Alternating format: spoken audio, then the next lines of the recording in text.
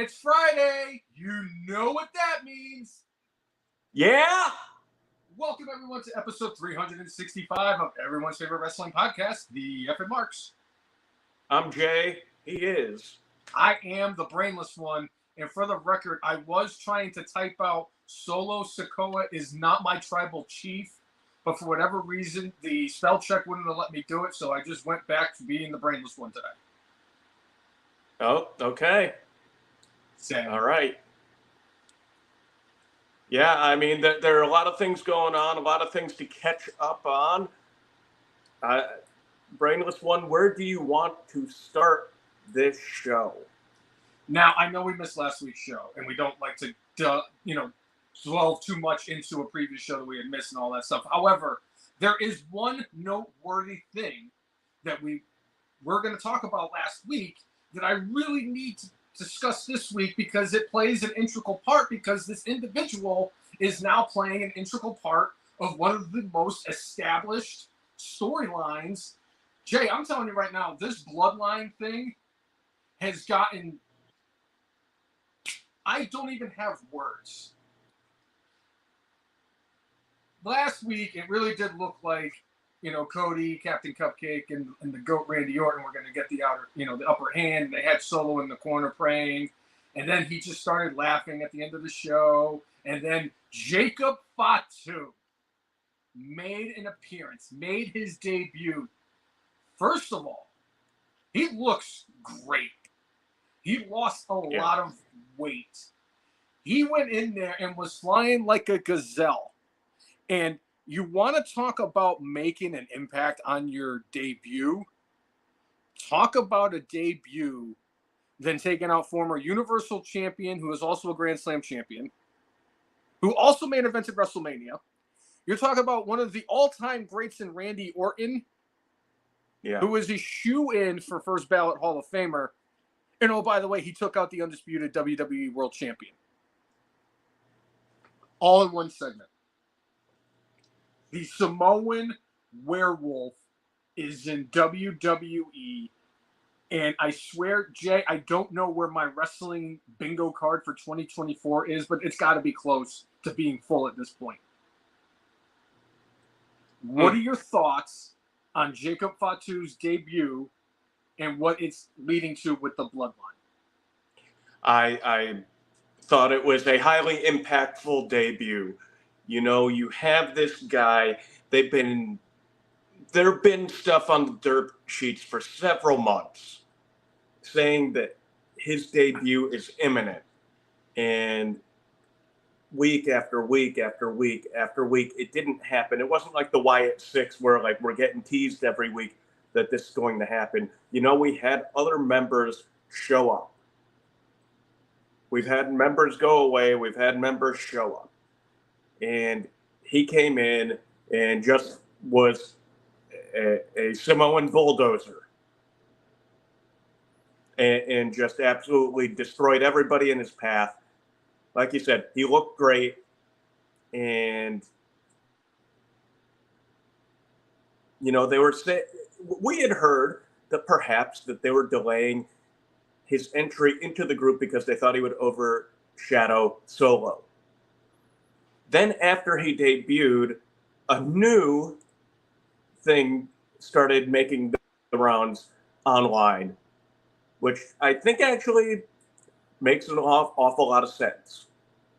WWE has been doing an awful lot of foreign shows outside the U.S., and Jacob Fatu has an awful lot of things on his arrest record. And some countries won't allow folks like that in. I don't think he'll be allowed at Money in the Bank. Canada probably won't let him in. So I think there's a lot of credence to that with how much international travel that WWE is doing, that maybe they're like, we might need to hold off. We've got his cousins that have a less checkered past that we can get to and from the United States into Canada, into Scotland, into Germany. Let's start with them. Let's bring them in, and then we'll integrate him after. But again, highly impactful, really good debut.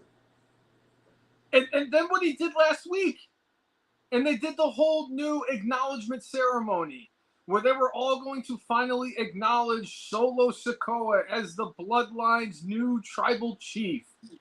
And they did all this thing. And man, Jay, how has Paul Heyman not been nominated for an Emmy yet? This is He's a goat. He may actually win Male Superstar Marquee Award for this year. He has been that good. He is now, he was the most integral part of this whole storyline. And just all of the things he's done, the changing of the dyeing of the hair, the fact that he was unshaved and he hadn't had the makeup on, and he looked like, I mean, Jay, he looked like shit. Right. He looked like we did the morning that we woke up for that premium live event that happened in, I think, Australia. Right. At like 3 in the morning when I was trying to find Colt 45s at 7-Elevens before the show started. That's what I looked like at the, pulling into the 7-Eleven when they're like, no, you can't buy beer. Anyway, right. He has been so good for this. And they did the thing where Tama Tonga, he acknowledged him, the right-hand man. Tonga Loa acknowledged him. I forget what he is in this whole, hierarchy. I know there's like some weird kind of, thing that he is known as in the bloodline. And then you have the Samoan werewolf and Jacob Fatu, who's now the new enforcer. I love you, Solo, and I acknowledge you. And he goes to Paul, and he gives the ceremonial red lei that they give to the tribal chief, and they hands it to Paul, and he says, Paul, you know what you have to do.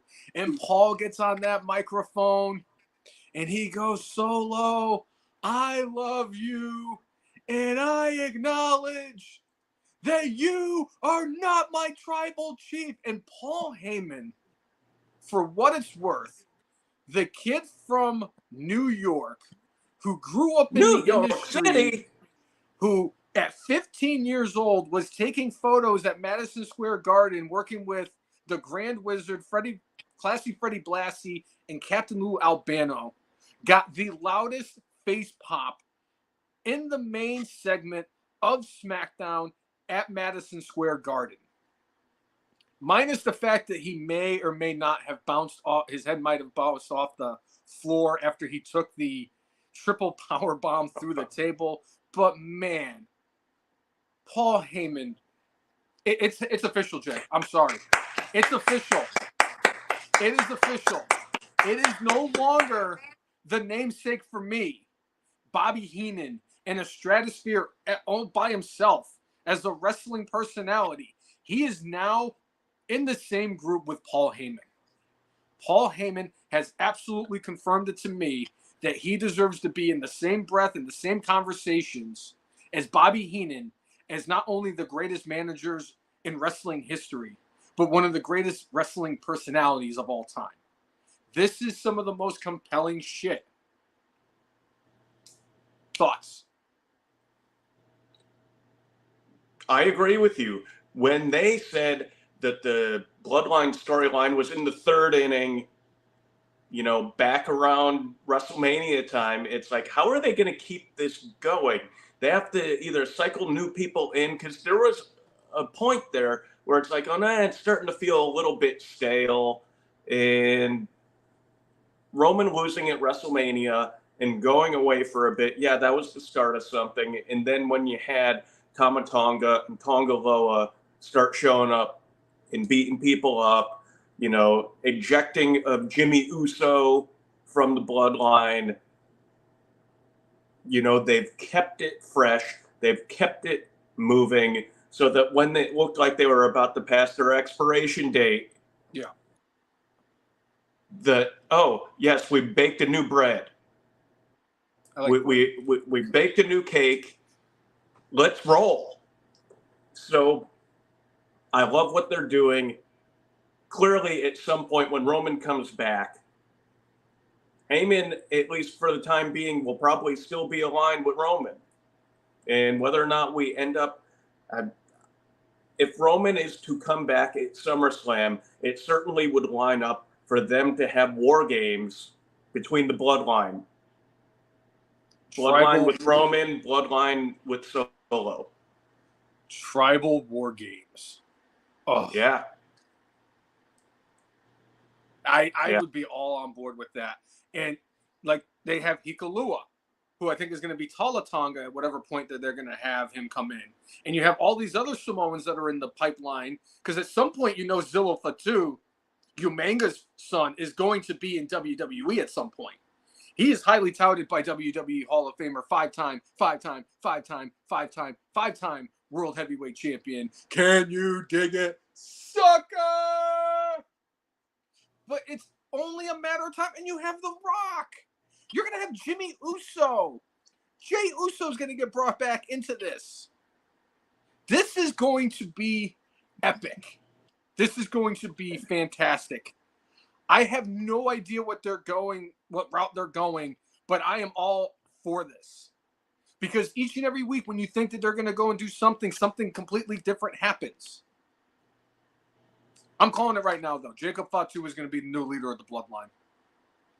He is just too big of a personality. He's got a presence about him. He may not be, like, height-wise the biggest dude on the planet, but he has size to him. This is all I'm going to say about Jacob Fatu.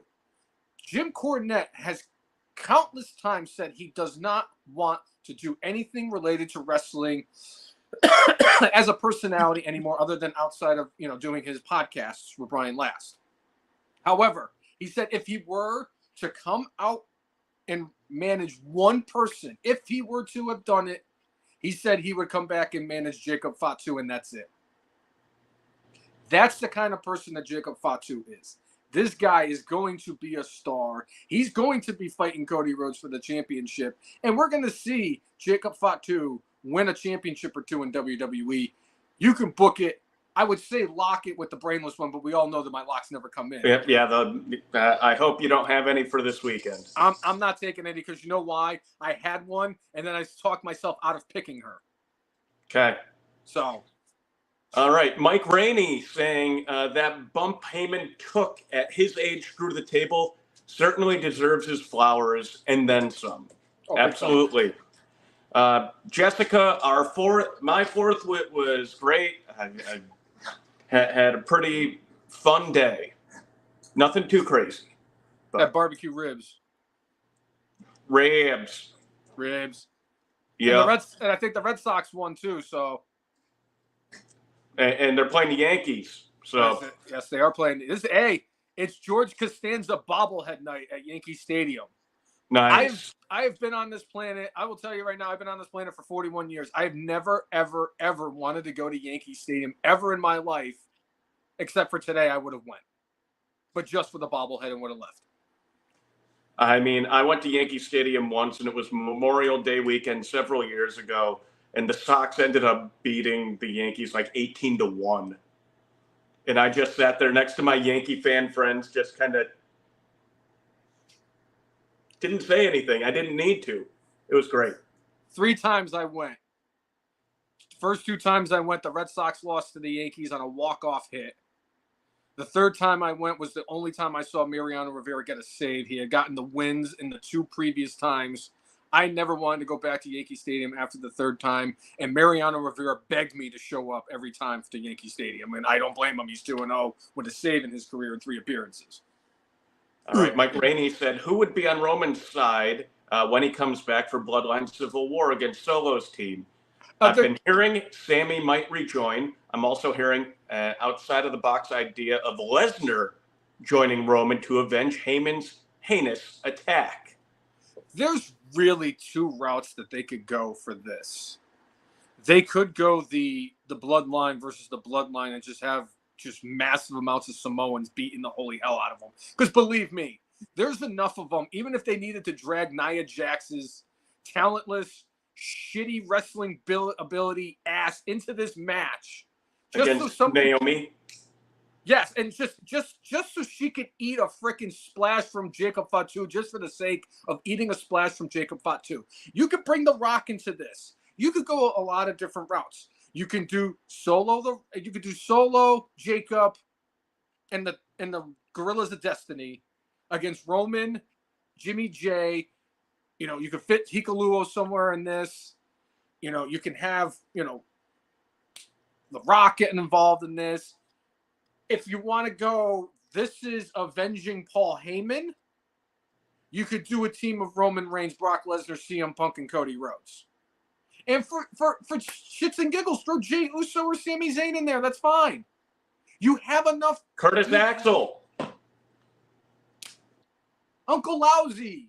The Berserker. I could care less. You got all these different avenues you can go. I really do. I just want to see a bunch of Samoans beat the shit out of each other. That's all I want to see. And I want them to set up the War Games cage, and it just looks so badass. And they're just beating the shit out of each other. I want that.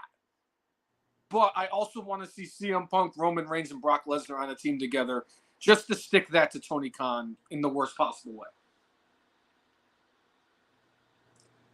Now, with the Bloodline, so far, I love everything they're doing. Me too. I am just frightened. I think Triple H is way too smart to do this, but, like, don't make it as big as the NWO and don't make it everything. Jay, what are you talking about? I just finished watching the Who Killed WCW, 4-part documentary, and I'll get into that at some point. But, like, having the NWO just continuously grow and grow and grow and grow, and next thing you know, like, Rock's, like, daughters that are like 5 years old are going to be part of the Bloodline, and they're going to be, it's going to be like when Maxwell was in a wrestling match when he was 1. When Broken Matt Hardy was there. Like, it doesn't need to get to that level. It doesn't need to have Scott Norton in it. We don't need that level of Bloodline going on. But so far, so good. I think Triple H is going to manage this well, and I think this fracturing, it's not going to be like NWO Wolfpack versus the Black and White. I think there's going to be something legit here, and we'll be able to, whether they end up putting some on one show and some on the other show, to again keep it fresh or not. But I just want to make it's good right now. Don't overdo it. That's why I've actually enjoyed the fact that Jey Uso, of all people, was moved over to Raw, because he's off doing his own thing. He's yeeting. He's got one of the coolest entrances. I don't care. That song slaps, as they say. That song is awesome. I get hyped. I'm going like this now when he enters the ring. Are you kidding me? I am hyped for Jey Uso. I love what he is doing on Raw, being his own person, away from the Bloodline, because it keeps him out of the thing. However, like when they do the pay-per-views together, the premium live events, because they will be together tomorrow, because we're going to see the Bloodline go up against the team of Cody Rhodes, Captain Cupcake, and the GOAT Randy Orton, against any combination of the 3 or 4 in the Bloodline. So, and Jey Uso's in Money in the Bank. So we're going to have that opportunity where Solo Sikoa and Jey Uso are going to interact again like the last time they saw each other. But I like it when they do stuff like that. But I agree with you. I like the fact that they've kept Jey Uso on Raw, because it keeps him fresh and out of this, because Jey Uso's off worrying about his own thing. However, in the back of his mind that, at the drop of a hat, he's going and getting involved in this, because this is family and this is going to get big. And honestly, his baby brother's getting too big for his own britches. And we're going to see him back. We're going to see him get involved. We're going to see Jimmy Uso back. I cannot wait. And to add on to the compellingness of this storyline, think about this years ago, Jay. 10 years ago, fans hated Roman Reigns. They booed him out of the building. Fans did not want anything to do with Roman Reigns. And now, in 2024, speaking of my wrestling bingo card, Roman Reigns has been getting chanted every single week, and he's not even there. And he is the most compelling part of what ends up happening in the long run of the storyline with the Bloodline. And while we're on the topic of the Bloodline, we'd be remiss if we did not mention the passing of Roman Reigns' father, Sika. Last week, when we did not have the show, we did not get the chance to talk about this. One of the few times Roman has actually gone out and actually done anything since WrestleMania. He did mention about how his father, was something that really instilled a work ethic and just was, everything you'd want in a father. And, now from now on, what he and his sister do, that's for honoring their father. Sika, part of the Wild Samoans, tag team champions, just, real trailblazers back in the 60s, 70s, and 80s, professional wrestling. Certainly feel bad for all the folks in the Bloodline because, you see how tight they all are with each other. And dealing with a loss like that really stinks. And Afa also not doing that well, although he had a surgery and is doing better. But, certainly prayers for that family. Yeah. And it really does speak volumes of how big the Wild Samoans were in professional wrestling. And it's not even just because of look at what their lineage has brought out in the wrestling industry. They're one of the greatest tag teams to ever do it. Like you said, former tag team champions, WWE Hall of Famers, well-deserving Hall of Famers. And they are one of those, they had a presence about them. They just looked like interesting dudes, but they were big, but they could move and they could beat you up and they could just do all these different things. Yeah. They are the reason why the Roman Reigns and the Rocks are even in the industry today, in this day and age. And certainly wettest hair would not happen the way it did. Yes. Without Sika. And we would have one less Marquee Award every single Marquee Award show. That'd be very sad. So Sika has done more for the wrestling industry than Luke Perry. And you know what, Cousin Jay? I was actually going to try to go the entire episode of the podcast without saying a negative thing about AEW. I am very proud that I actually made it the first 16 minutes and 4 seconds without making my first negative comment about AEW. So I am getting better. However, my second comment came less than 10 minutes later. Well, it is what it is. And we still have plenty of podcasts left to go. Yeah. But you did mention we did mention Jey Uso because he is still going to be part of this and he's going to end up being in this. Jay, I have a really crazy I wish I had my tinfoil hat. I apologize. I have a crazy tinfoil hat theory. Okay. We saw on Monday night Uncle Howdy and the Wyatts do the thing where they beat the shit out of all the security guards and Nikki I guess what is she, Abigail now or Nikki Cross, whatever.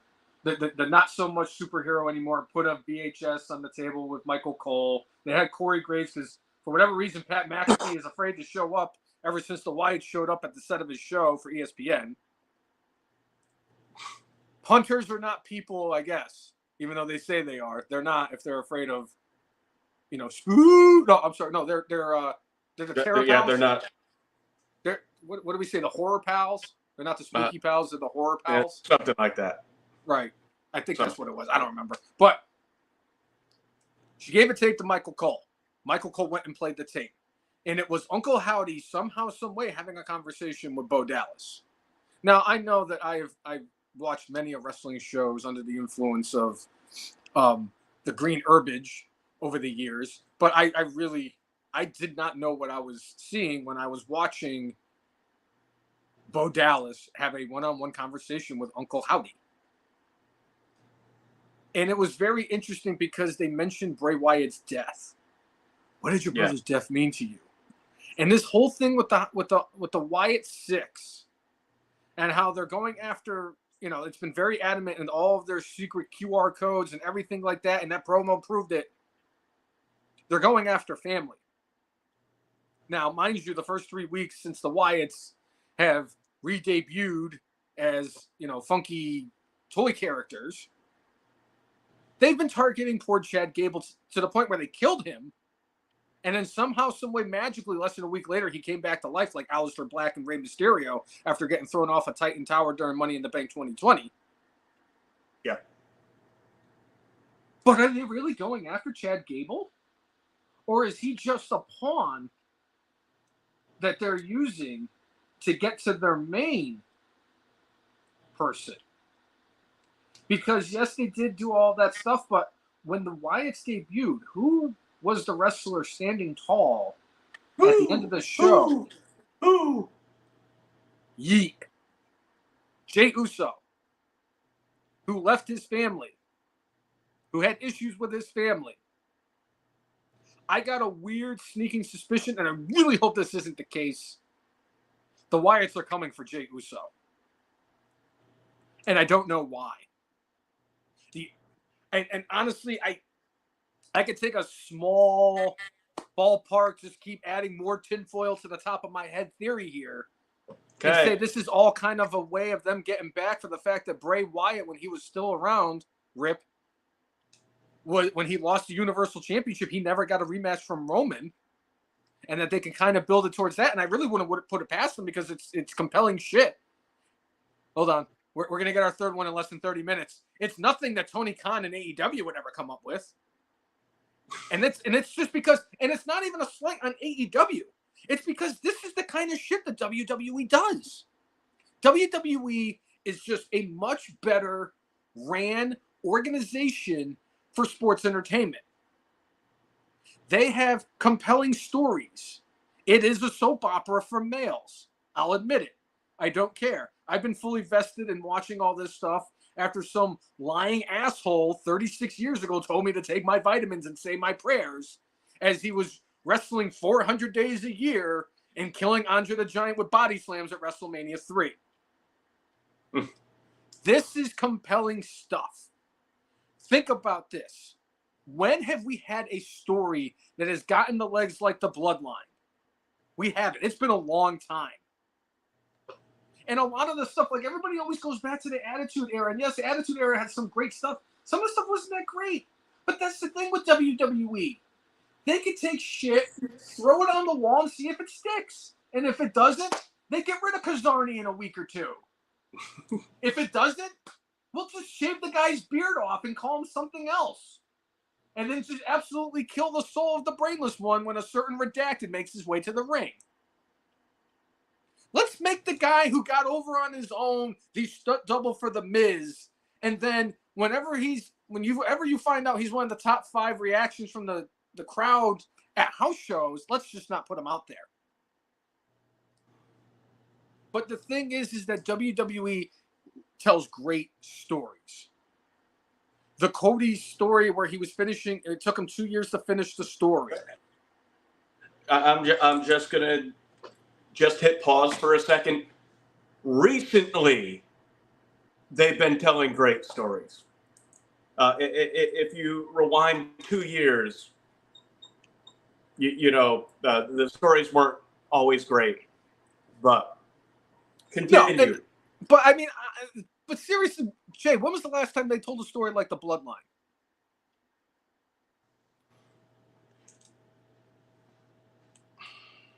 Even just in a ballpark, it doesn't even have to be out of the park like the Bloodline. Just it could be a lazy fly ball to right field.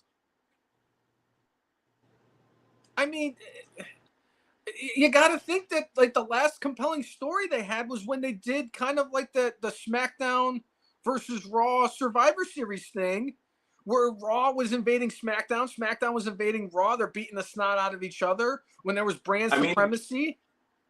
The Nexus storyline was something that was really well done up until SummerSlam 2010. That was really good. I think that was it. That was the last compelling story they've had since before the Bloodline. So Steven in the chat saying since Triple H has taken over, storylines have definitely improved. No doubt about it. No doubt about it. Triple H likes to see follow through and doesn't, get distracted by a squirrel every 3 seconds. Squirrel. Yeah. I heard it too. Where'd it go? Yeah.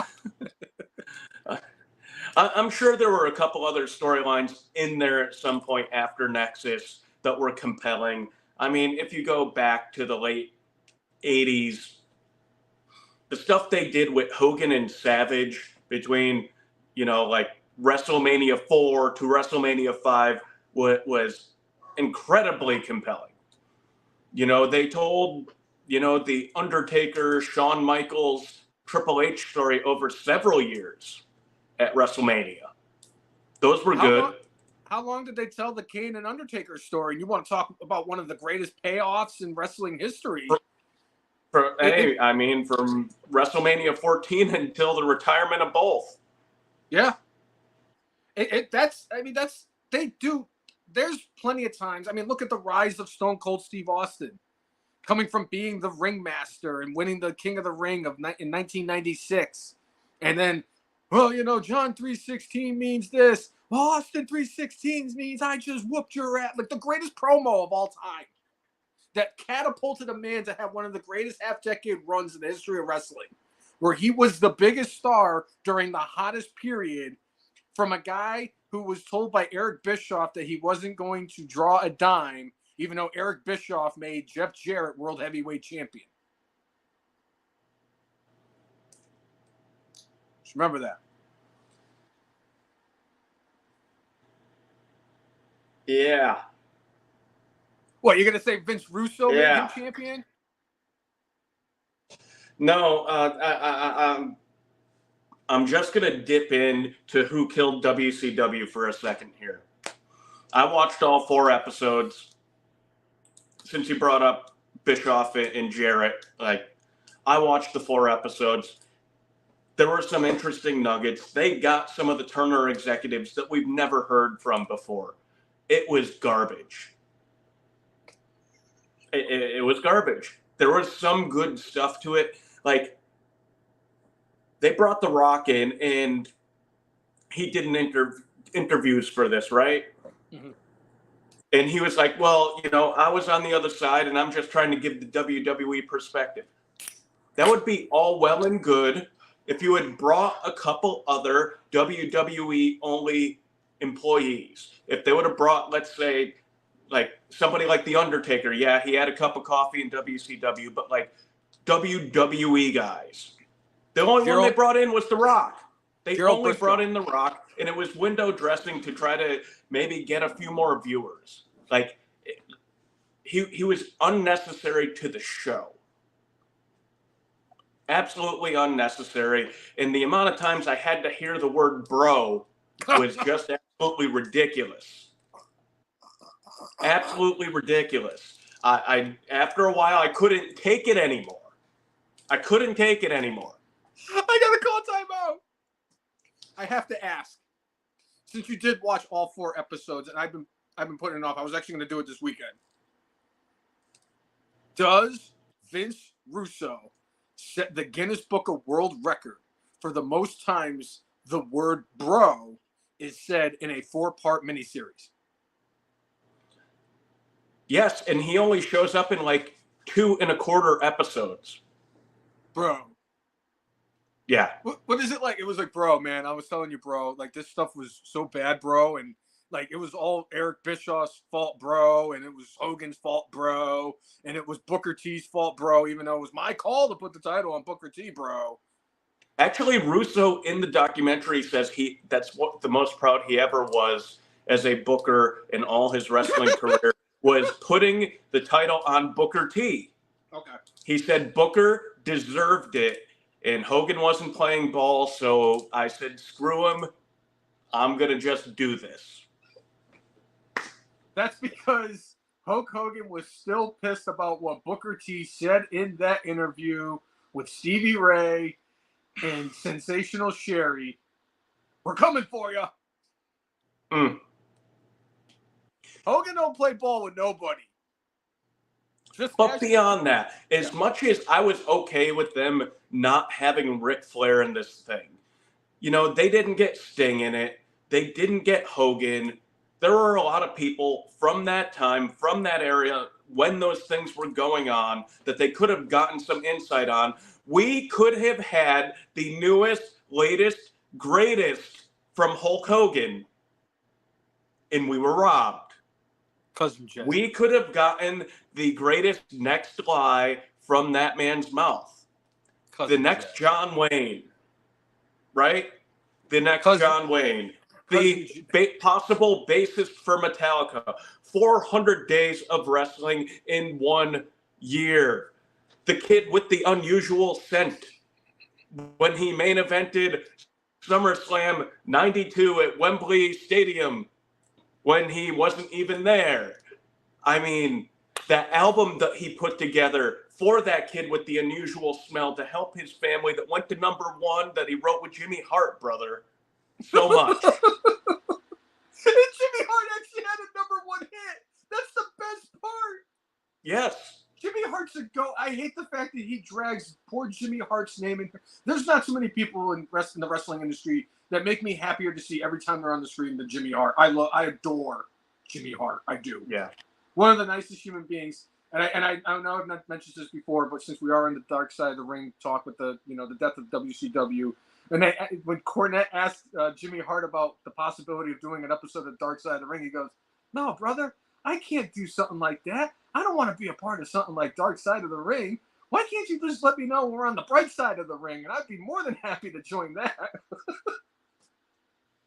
And, they didn't get the perspective from Jimmy Hart. I mean, they ended up getting archive interviews from some of these people to add into it. And then in the 4th episode, footage that you've never seen before. And it was like 3 seconds of them putting up the set on the very last Nitro. You've never seen it before. It's like, oh my God. So you're saying I'm not missing much from not seeing it yet? No, I quite honestly, if you've seen most of the documentaries or the things that have explained the death of WCW over the years, you're not really learning anything new. You just hear from 2 of the people who were people in the upper echelon of Turner who, in the end, were kind of the main reasons for WCW going away. Basically, Ted Turner was always the stopgap because he loved professional wrestling. It was what got TBS off the ground and made him a crap ton of money for a long time. And despite the fact that all the TV executives hated wrestling and wanted to get rid of it in the worst way, they said, it's all up to Ted.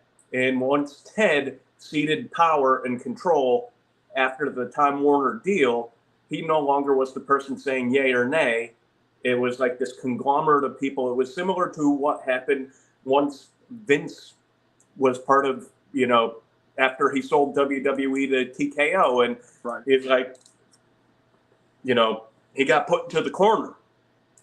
And that's kind of what happened with Ted. And all the TV executives who did not want WCW around wanted the TNT and TBS to be like this kind of upper echelon of cable TV, and thought that wrestling was just so lowbrow, and all the things that they were doing on the television with having scantily clad women, even though it got ratings, it was not getting people to pay advertising dollars for that show.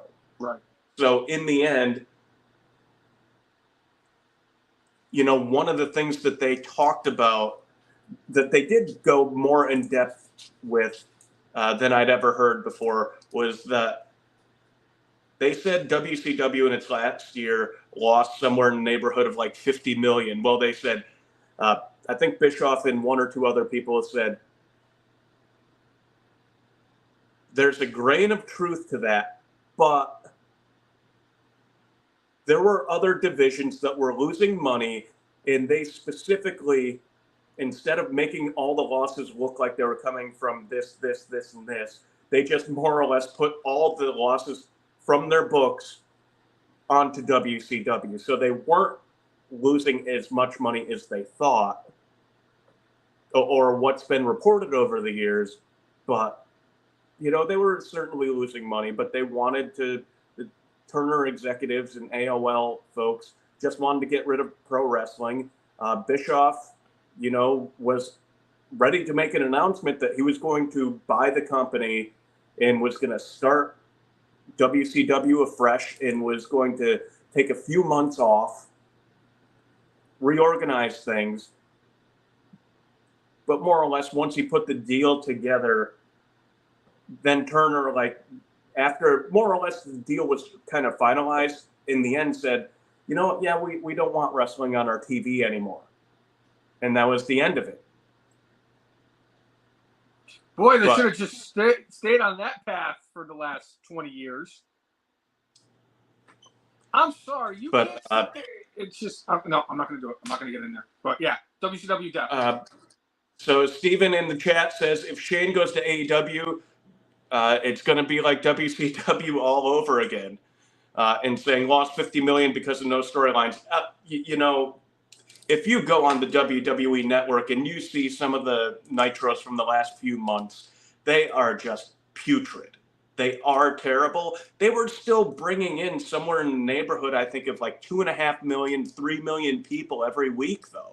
So it's not like there weren't people. It wasn't like in the prime when they were, 4, 5, 6 million and beating WWE every week. But they just, it was bad wrestling, bad storytelling, and bad pay-per-views. They did talk about how, I think it was in 1999, I forget which pay-per-view it was, got somewhere in the neighborhood of like 300,000 buys.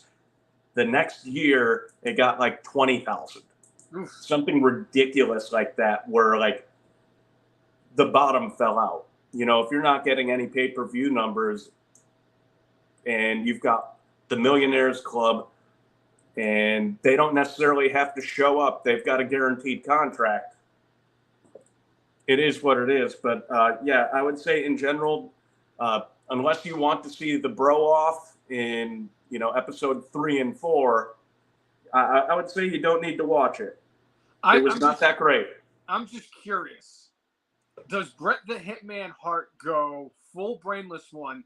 And I'm not talking about intelligence-wise when it comes to him discussing the people of the reason why WCW died.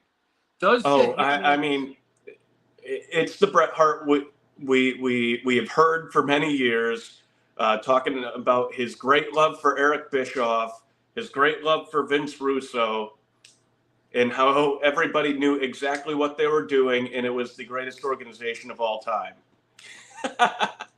I just want, because I envy to be as petty as Bret the Hitman Hart than the clips that I've seen from this. He was the only reason I wanted to watch it. That, and I was curious to get a different perspective. But getting your perspective of it and just finding out that it is the not Clash of the Champions 13 of wrestling documentaries. So it's bad. It's not Clash 13 bad. It's just bad. It's just bad. And again, there were interesting nuggets. And I always like to hear wrestlers tell stories and tell stuff from behind the scenes. But, as Steve Chambers is saying in the chat, he'd rather have Tales from the Territories back. Same. Sign me up. I love Tales from the Territory. But again, that's me. I love it. These wrestling documentaries really bring my two favorite things together, and that's wrestling and documentaries. And I was actually excited for this WCW thing because I was curious to see how long into a 4-episode miniseries we were going to hear from Scott Norton or see Scott Norton, or just how they were going to talk about when the NWO was 59% of the roster, and that whole pay-per-view they did. I don't remember which one it was, but they did one where it was just nothing but NWO guys wrestling. NWO sold out. That was one of the worst. By the time I was halfway through that on the rewatch, I had to stop. And I'm like, why is Masahiro Chono in the NWO? Why is Steve the Plumber Stevenson in the NWO? Why is the popcorn guy in the NWO? What is going on here? That's where they screwed up. It's because they put everybody in the NWO. That's why, like, when WWE was like, yeah, we're going to put the NWO in the Hall of Fame. Why? Half of the people that were in the NWO don't belong in any Hall of Fame. And that's not, I'm not saying that about Scott Norton. Scott Norton could go in the Wrestling Hall of Fame in Japan. Guy was a big deal over there. I ain't messing with his Japanese career. He was just ice melt or ice pick or fire and ice or whatever the hell he was. Hey, wasn't he also in Korea and wrestled in front of 300,000 people? He was the one that almost got beat up by the North Korean people because they was talking to his wife and he got in trouble. Mm. Yes, he was there and he was like, yeah, I'm feared for my life. Yeah, even if Muhammad Ali was there, I still wouldn't have felt safe. Right. All right. All right, Brainless One. Where do you want to go to next? I'm trying to figure out what's the next topic we could talk about where I don't make an insult about AEW, but it's going to be kind of hard with what I have left on my list. All right, I got one for you. Very sad to hear, but good for her. Kayla Braxton moving on from WWE after, nearly a decade with the company, did a great job for such a long time and just decided that she wants to do different things at this point. So good luck to you, Kayla Braxton. You were, sometimes these backstage interviewers are not very good. She was one of the good ones, and I'm glad that, she's going out on her own terms. Unlike some of the other people, and we'll get into Dijak in a moment. But good for Kayla. I'm honestly, I was indifferent with Kayla Braxton. She was okay. She didn't really stick out. She did good in the interviews. I liked her on some of the segments she did. But it's not one of those things where I'm like, oh, man, I'm sad to see Kayla Braxton leave WWE. Because to me, Kayla Braxton is the reason why Charlie Arnott is out on Fox News and is not in WWE anymore. So. Travis, hello. Thank you for tuning in to the podcast. Make sure you subscribe. So. Yeah? Yeah. Yeah? Do you want to talk about Kayla that? left the door open, but. My favorite part about that was she announced it a week prior that she was going to do her last show, and then last Friday was SmackDown was her last show in WWE. She announced it last week that she had a week left on her contract. Dave Meltzer came out and said that she's been reaching out. This is a ploy. She's trying to get into AEW, this, and this. And then she came out and said, yeah, I don't know who's coming out there and saying all this stuff, but I'm leaving WWE on good terms. They were always good to me. It was just time for a new chapter in my life. And I have not, I repeat, not have had any conversations with AEW in regards to a deal. Meltzer is losing. Meltzer is almost in Biden territory. Oh, Jack, I had that fight with Corn Pop all those years ago. I'm sorry. Like, this is like, hey, pal. Meltzer's just got to stop. Well, that the AEW a couple weeks ago had a 500 rating because the Black Panther movie was the lead-in to Dynamite as opposed to the Big Bang Theory. And obviously, Dynamite's not going to have a compelling number for ratings if they don't have their four pillars, Sheldon Cooper, Howard Wolowitz, Koothrappali, and Leonard Hofstetter. I don't know why I had a brain fart on Leonard for a second. The four pillars, Leonard, Sheldon, Howard, and Rajesh Koothrappali. Yes. Because they did 500,000 and then the following week they did 680. So clearly, Sheldon Cooper is the tribal chief of AEW Dynamite. Yeah. Sheldon Cooper and Barry Kripke are bigger draws than the Young Bucks. But Meltzer's just losing his mind. I have never seen a human being just do a complete 180 from being, I guess, a kind of realistically knowledgeable wrestling writer, grader of matches and all this stuff to just blatantly showing everybody that you have no idea what you are talking about anymore. How on earth you cannot give Kurt Angle one 5-star match? Him and Shawn Michaels at WrestleMania alone was a 5-star match. One of the 5 greatest matches I've ever seen in my entire life. But you'll give fucking Kenny Omega and Okada 47 stars at the Tokyo Dome while they're sticking their fingers up each other's butts. He gave Swerve and Ospreay 5.5 stars. He gave the Usos match at WrestleMania a lower score than anything Chris Jericho has done over the last 3 years. Meltzer is not the person. You know what? I think this is the time. Now I'm going to start my own rating system for matches. I'm going to do the 1 through 5 brains. That's right. Fuck the stars. We're using a brain rating. And I'm going to start rating matches based on 1 through 5 brains. So, like, for instance, for a 1-star match, a prime example of that is Primetime Brian Lee versus the Z-Man from Clash of the Champions 13. I believe that is a prime definition. See what I did there? Of a 1 brain match. A 5-star classic.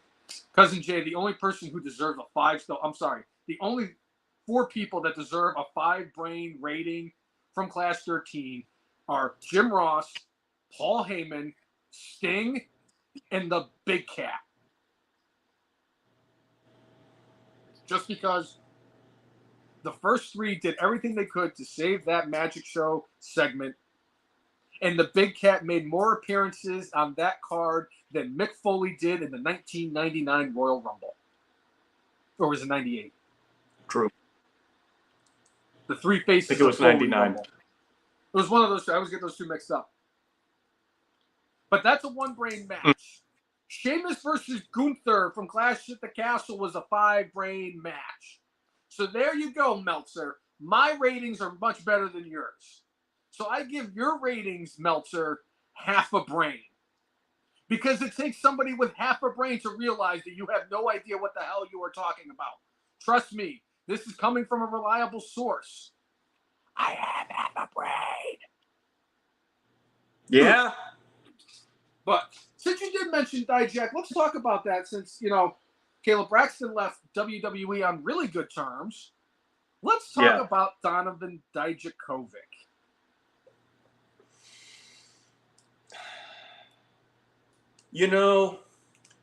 When Vince was still in charge, there was lots of chatter back in the day when the NXT performers would get brought up to the main roster.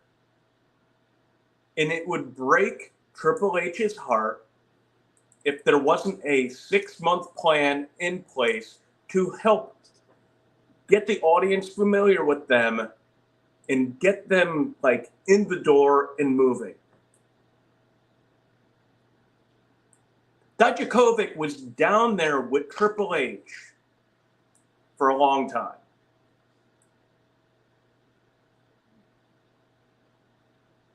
They brought him up to the main roster and had nothing for him to do. Triple H, did you somehow, some way decide that you hated him? That you didn't want a storyline and you just wanted him out of the company? There are folks in chat saying there are rumors that he's like the storyline leaker online. You know what? I haven't seen that many storyline leaks online in the last several years. All that being said, a dude that big, who could go that well in the ring, who still has many years left in the tank, you bring him up to the main roster after he had been really putting in the yeoman's work down on NXT to rebuild himself after the bullcrap Vince did with Retribution.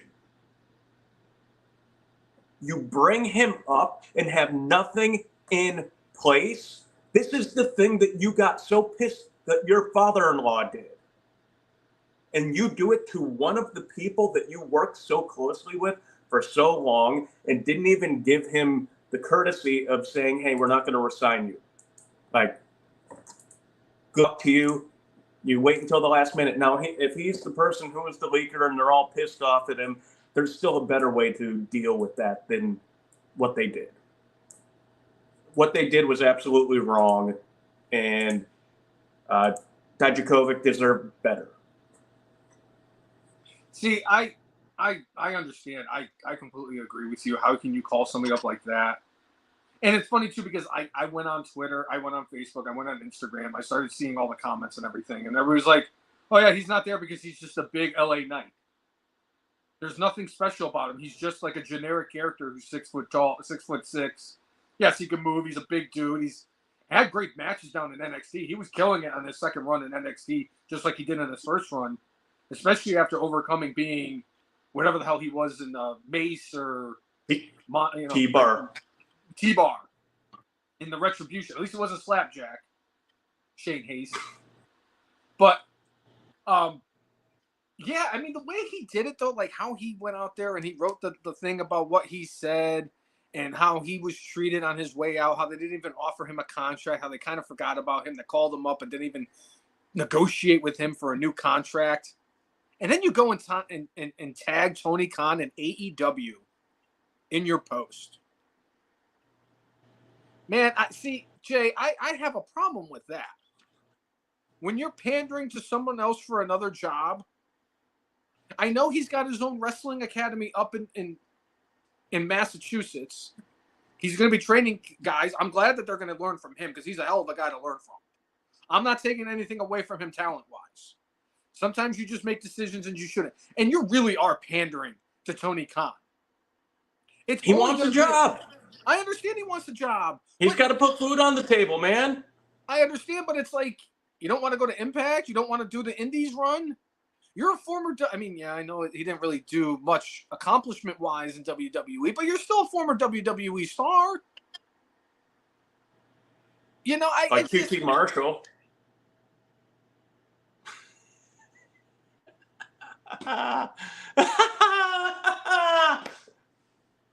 I love breaking Brainless one. Hold on. QT Marshall is not a former WWE superstar. Just because you had all four matches that you had in NXT as a jobber does not make you a WWE superstar. My favorite part was he wrestled 4 matches as 4 different people. He wrestled more matches as somebody else than Mick Foley, which is incredible to think. Actually, no, Mick Foley has wrestled as 4 different people too. Who am I kidding? Right. Actually, no, Mick Foley's wrestled as more than that because I think he was Jack Foley at one point too. Yes, he was Jack Foley for a moment. So I apologize, to Mick Foley. How dare I disrespect F and Marks Hall of Famer Mick Foley? I apologize tremendously to the GOAT himself, Mick Foley. But I don't know. I think with Ricochet leaving, I get it. He doesn't think that it's the whole Cody Rhodes thing here. Cody Rhodes left WWE 8 years ago because Cody Rhodes thought he was here. WWE thought we was here. They were probably somewhere in the middle, a little bit more on the Cody side. So now all these people look at Andrade. Andrade left WWE. Yeah, my goal is I'm going to come back to WWE and I'm going to be a bigger star than when I left. What the fuck did you do in AEW when you went there? You had a lackluster career there, and now you are the speed champion. You're known as the quickest guy in a match. Do we have to ask Charlotte if that reputation? You forgot to add that he also was in Ric Flair's last match. You know, the one that got worst match of the year, where Ric Flair had 3 heart attacks and fell asleep. I cannot believe that I did a top 10 list and I did not include that in there. I'm going to have to do 2 separate lists that are very similar to the top 10 list. And thank you, Chris Brown, for the recommendation on the top 10 moments in wrestling I want erased forever for the top 10 list later on. Because it's going to morph into the top 10 wrestlers I'd like to see erased from history. And then I'm going to add the top 10 matches that I like to see erased from history. And hell, I could probably turn it into a 4th one and make the top 10 pay-per-view premium live events I never want to see. Great Balls of Fire. December to Dismember. Speaking of pay-per-views, WWE has recently filed a trademark for a former WCW pay-per-view. Clash of the Champions 13. Super Brawl. I greatly enjoyed Super Brawl as a child. In fact, I have fond memories of this one match that I was really looking forward to, and even myself at a young age knew that it was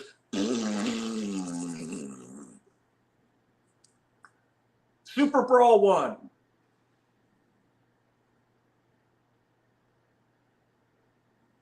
I remember it so well. It was supposed to be a battle of the giants. In one corner, we have the monster heel, super over, part of the Four Horsemen, Sid Vicious. Sid Vicious. In this corner, we have the man that was responsible for, according to The Undertaker, taking several years off his career, in El Gigante. They had a stretcher match at the first Super Brawl. I like seeing big dudes beat the hell out of each other.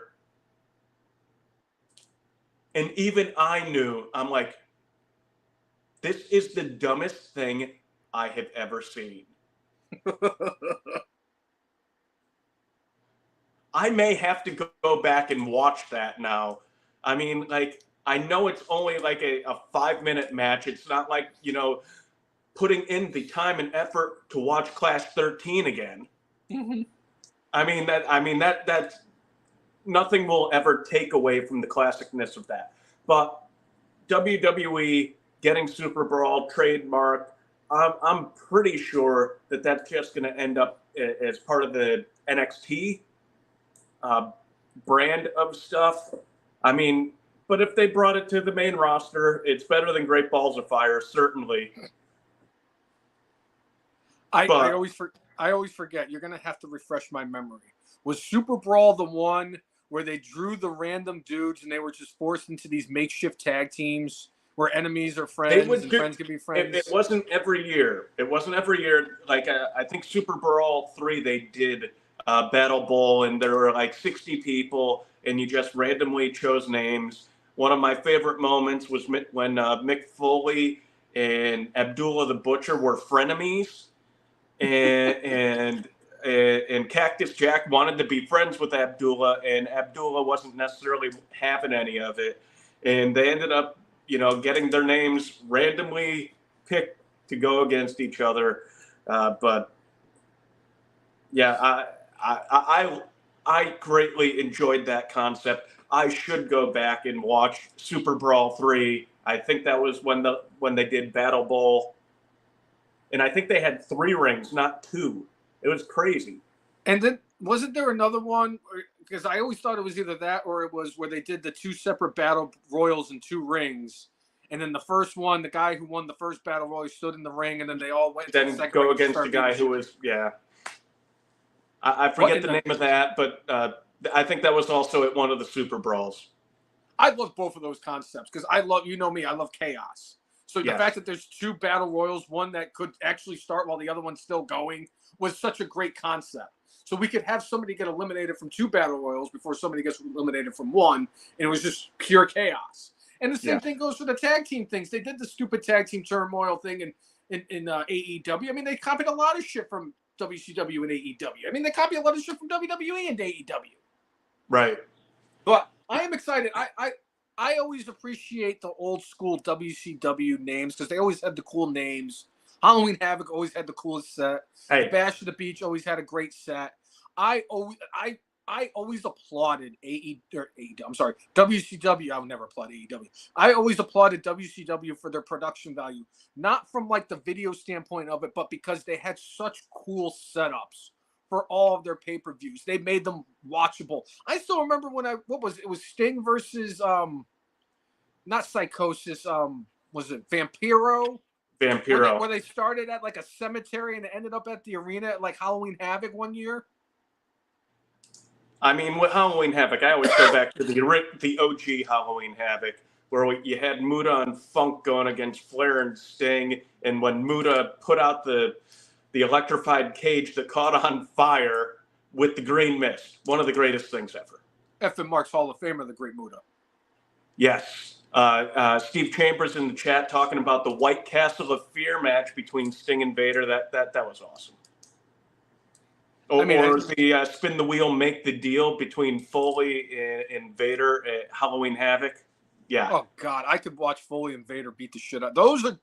That right there is the OG of big beefy guys beating the shit out of each other.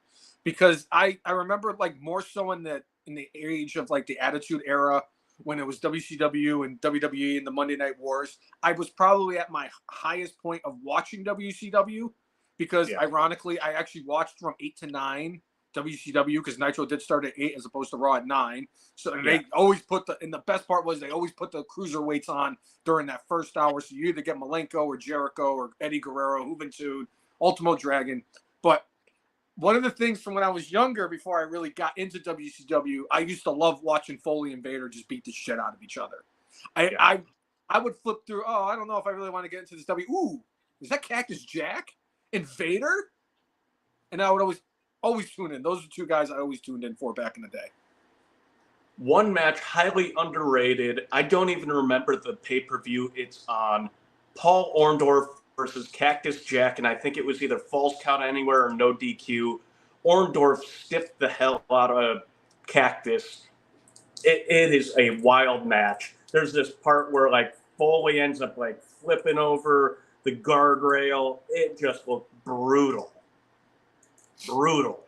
There's nobody in wrestling who has taken more of an ass kicking every single time they're in the ring like Mick Foley. I have never seen anybody just take a beating, a pummeling, get thrown from Hell in a Cell, and survive to tell about. I mean, I don't know how. I appreciate Mick Foley for everything. He is an absolute treasure of a human being, and I am so glad that we are able to, he gets his flowers when he does, because he's one of the legends of the industry. Yeah. But like so I said, in the chat.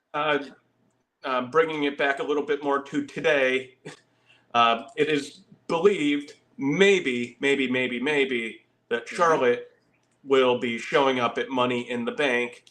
She did mention, I want to say it was on Instagram about a week and a half ago, that her knee is progressing way ahead of schedule and that her knee is like more or less equal strength to the other one at this point. So I wouldn't be surprised if we saw her tomorrow. I'm going crazy. Full tin foil. Big time. I had a person winning the women's Money in the Bank match for months, and I decided to call an audible this right before the podcast and who I'm going with, because it just seems like they really, really, really are going to give this to one person. And it seems like whenever it's a situation like that where it seems like one person's really going to get it. LA Knight last year. Yeah. Cody Rhodes the year Damian Sandow won it. I mean, I could go on and on about all the different ones who should have won it all those years. It really does this year look like they're going to give the thing to Chelsea Green. I'm probably going to mark out like you're never going to believe if she actually wins the Money in the Bank, because honest to goodness, I'm not disrespecting any of the other women between Io Sky, Lyra Valkyrie, Tiffany Stratton, Naomi, or Zoe Stark. And even I'm including Zoe Stark in that. No disrespect to them. Nobody, and I mean nobody, in that match deserves that briefcase more than Chelsea Green. They have been building it up. She went out and said, if I win Money in the Bank and I cash in my Money in the Bank briefcase and become WWE champion, I am bringing back the Divas Championship. I want Chelsea Green to win Money in the Bank so bad that I'm going to pick somebody else to win the match and make them my lock of the pay-per-view.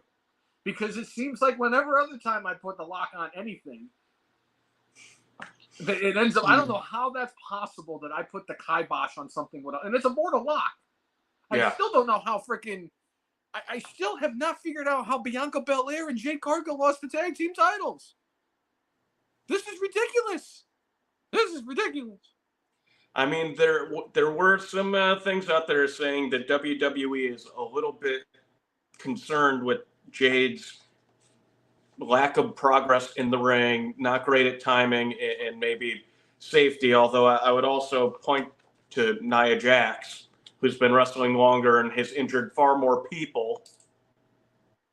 You gotta anyway, get the stench of the AEW lack of training out. This is basically a woman who was in professional wrestling for like 3 years, who did absolutely nothing to progress because they didn't have the proper training to get her to the point where she needed to be. She was just like, yeah, here, go out there, have a 3-minute squash match, and you're over with.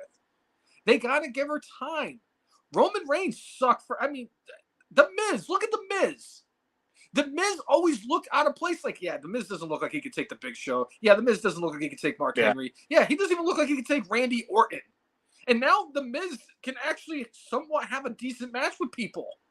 He's not bad, but he was awful for so long. Roman Reigns couldn't wrestle for the longest time. John Cena only wrestles to the caliber of his opponent. Jade's offense is actually fine. It's her defense and it's her absorbing the bumps. That's what she needs to work at. She needs to work on her defense and the absorbing of the bumps, and she's going to be fine because her offense is already better than it was in AEW. Her and Bianca in a tag team they were very cohesive. They had great tandem tag team moves together. I think she's better than she was in AEW. However, I do agree she needs to get a little bit better. But it's only going to come with time. She's only 31. She has time to develop still. That's all. Steve Chambers believes Roman is showing up tomorrow and picking Andrade and Tiffany for Money in the Bank. And thinks Matt Cardona would have a field day if Chelsea Green wins on social media. Mike Rainey talking about Sandow losing his Money in the Bank briefcase. We don't need to get into that because even though John Cena will be the narrator of Shark Week next week, you won't be able to see him. And you won't be able to see the push that you were supposed to get. And you know, even though Vince thwarted Sandow's push, it was very clear that even though he didn't say Vince by name, it's like going, you could just call him out now. He's maybe going to jail and maybe about to pay a huge fine, and you know, it's great. Janelle Grant should win the Warrior Award this year. Yeah. I'm sorry. If it wasn't for her, Bucky Beaver would be fucking up the TV every week still. Yeah, it's kind of split in the chat. Some people who are supporting Jade. Some people who are saying that she's a little too rough and needs to work on things. Chris Brown mentioning the possibility of Kelly making an assist in NXT. I have not heard that. I've heard that Kelly wants to have one more run so her kids could see her wrestle. That would be cool. But I have not heard her, ending up at Heatwave. I mean, she wasn't like the greatest wrestler ever. She was Divas Champion when they were basically handing out the participation trophy of the Divas Championship to everybody, when they weren't even bringing in actual wrestlers to be in the women's division. It was just the Candice Michelle. Well, back then you had two of them. You had Mickie James and you had Beth Phoenix. You had two of them. I'm trying to. I mean, Natty was there, but Natty was still, I think, down at FCW with Brett's Paperboy and her cousin. The son of the Bulldog, the daughter of the Anvil, and Bret Hart's Paperboy. I'm going to laugh if we find out that TJ Wilson was actually Bret Hart's Paperboy. I'm going to laugh hard. It's going to be the funniest thing.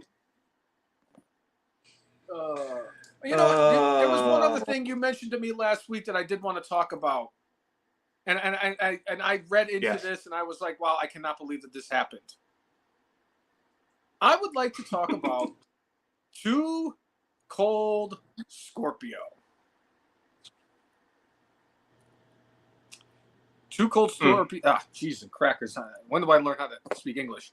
Thank you, Bristol Eastern. Too Cold Scorpio got, what was it, assault charge, wasn't it? He assaulted a man. I think it was at a bar. He got charged with assault. No. Too Cold Scorpio is the security at it sounds like it's some sort of convenience store, and I believe it's in the St. Louis area. And apparently he's doing security in the middle of the night. So apparently sometime, I believe around 3 a.m., there was a person who entered the place where Too Cold Scorpio is the security. The story online that you see is that this alleged person, and there goes Brainless one, that this person allegedly was smoking in the establishment.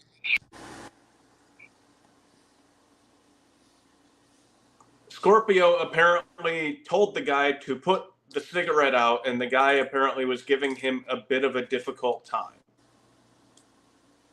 To which it seems like, according to reports that are out there, when he didn't put the cigarette out, they got into a war of words with each other, and Scorpio took out a knife, knifed the dude like in the head, in the stomach, like all over the place. Scorpio says, hey, it was self-defense.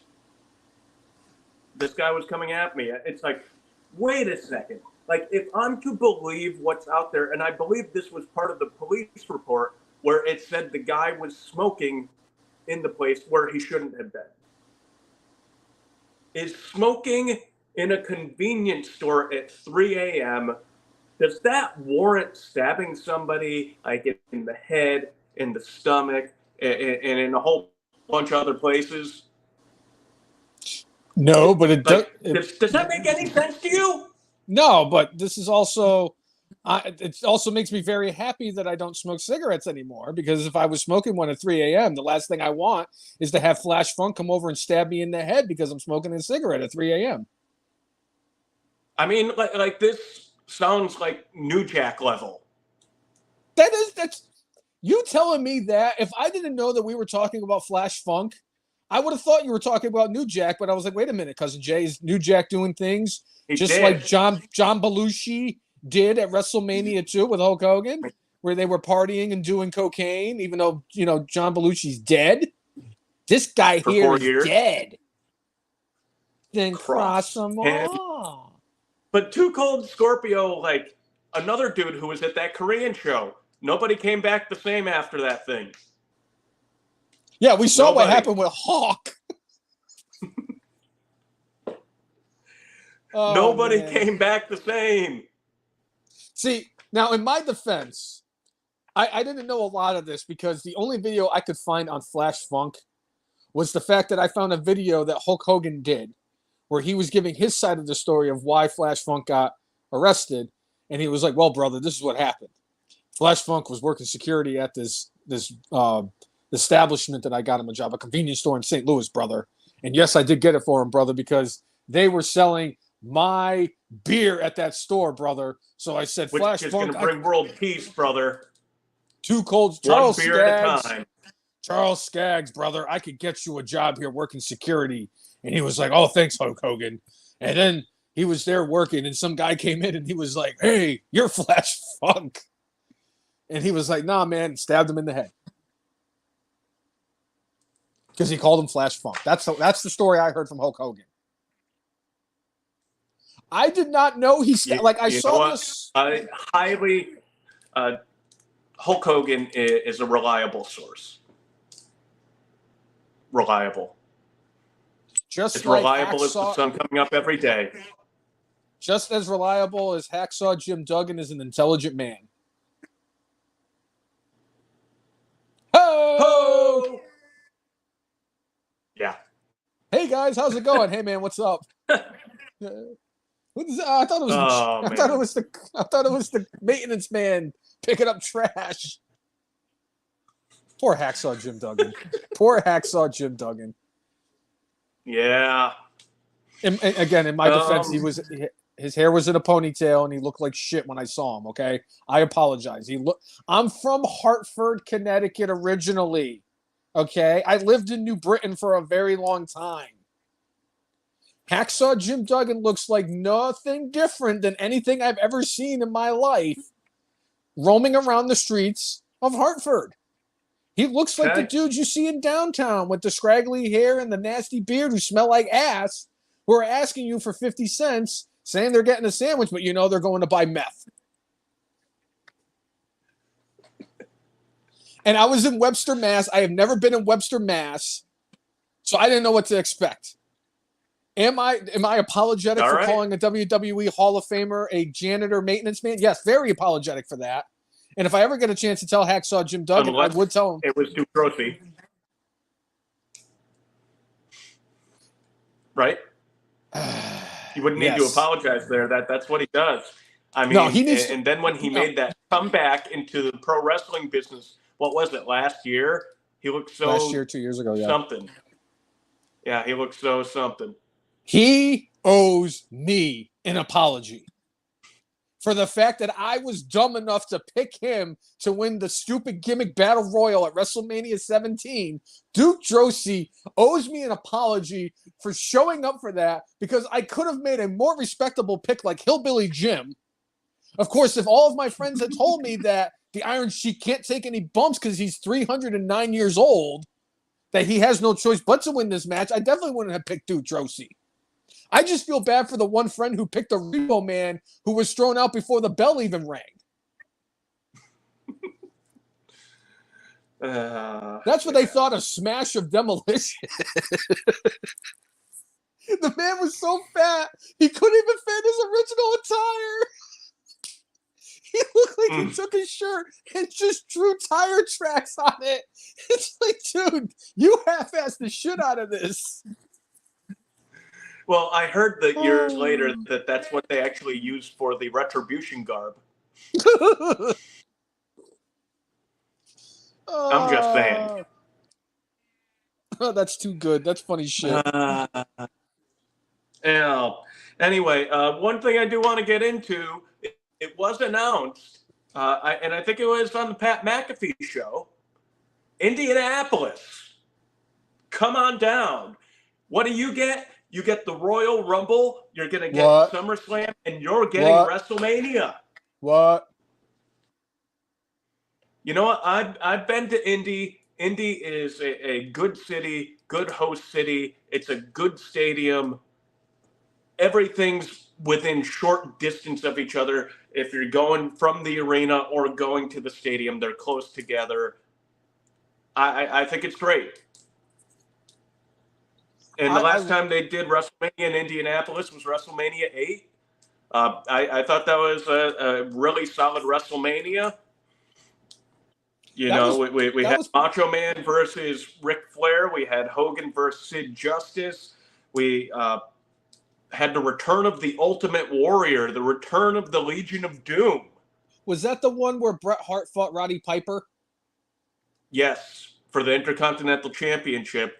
And I believe we had Shawn Michaels versus Tito Santana as the curtain jerker. I think you were right on that. Very solid thing.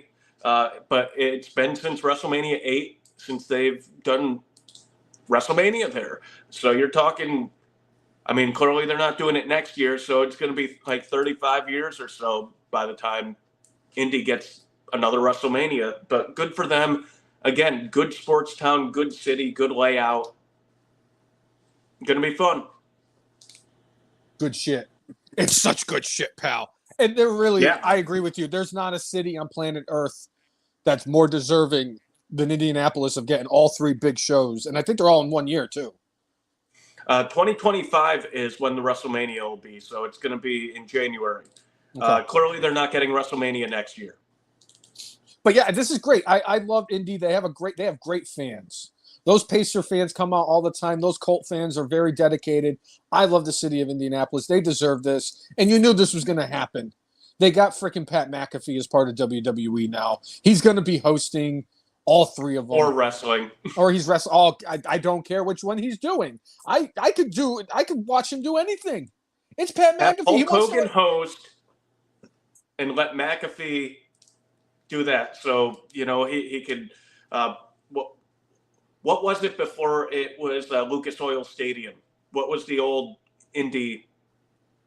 Oh. Hoosier Dome. Yes. Coming back to the Hoosier Dome, brother, where I took on Sid Justice. I'm here because my biggest fan is Ron Swanson, brother. Where's Leslie Knope? And Perkins. Yep. And All right. that's going to be great. I'm happy for Indianapolis. They deserve it. They're a great city, great sports town. Good for them. Yeah. All right, and a couple of good notes. I'm always happy to bring good tidings and good news. Angelo Dawkins got married. He did. The woman that he has been dating for several years, they already had one baby. They have another baby on the way. They got hitched in the last week, and one Montez Ford officiated. Doing all right over there? Is somebody coming? I think it coming sounds like thunder or something. I'm like, what the? I don't know. It either sounds like thunder or they're plowing, and I'm like, this isn't Connecticut. There shouldn't be the sounds of plows in July. Well, it could be thunder. I think that. So not only did we get Angelo Dawkins getting married, we also got Buddy Murphy and Rhea Ripley.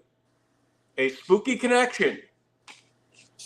So congratulations to both couples. May you have a long, happy, and prosperous marriage. It's funny because the Rhea Ripley and Buddy Matthews thing is no different if Hot Topic and Spencer's had their people mesh. That's what it must have been like. It should have been like the break room at the mall when the Spencers and the freaking Hot Topic people go at the same time.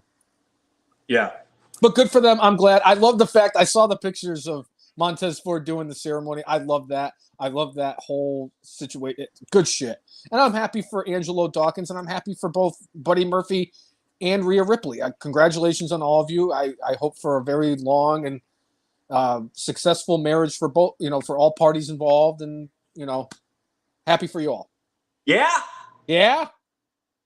I just don't know what Dom's going to do because Dom's now involved in such a weird. I don't even think it's a triangle because the man is married, he's dating mommy, and he's got Liv Morgan all up in his shit. Dom Mysterio. Yeah, Dom Mysterio. I mean, he could be the big bad booty daddy. He just needs to fight somebody else other than his dad at WrestleMania. That's all he needs to do. Right. That, and man, Eddie did an interview with Chris. I think it was Chris Van Vliet earlier this week, and they asked him they asked him a whole bunch of stuff. There was two things that they asked about that I thought was very interesting. So you remember when Ray was in WCW, he started out with the mask, and then when he joined the LWO, they had him remove the mask. So they were like, when they brought Ray in to WWE, Ray didn't want to wear the mask. And he was like, yeah, I don't want to wear the mask. That's my thing now. And they're like, yeah, we kind of want you to wear the mask. And he goes, no, I don't want to wear the mask. Okay. So, at first it was like, okay, he's not going to wear the mask. So Vince McMahon calls him and says, hey, Ray, I need you to wear that mask. Yeah, you got it, Vince. Hey, pal. Well, Vince McMahon how much money have they made off those masks? How much money has Rey Mysterio and WWE made from those masks? I just thought it was funny because it's like, who says no to Vince McMahon? I mean, I take all the legality shit out of it. I'm talking about from a wrestling personality coming into the industry. Jake the Snake never wanted to wear tights or boots. And Vince was like, yeah, I'm going to present you with this Jake the Snake character. Vince, I think I'd be on board with tights and, the snake boots and all that stuff just to make millions of dollars as a main eventer. The Dudley boys saying, we're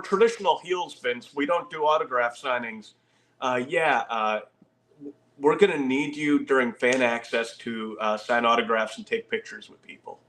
Okay, Vince. The other thing that he mentioned in the the other thing that he mentioned in the interview that I thought was great was Chris Van Vliet had asked him what would have happened if Eddie was still around today. And Ray believes from the bottom of his heart that Eddie would be there right now, front and center on Raw, SmackDown, whatever it is. And he would be just as much at the forefront of this story as Ray is with Dominic.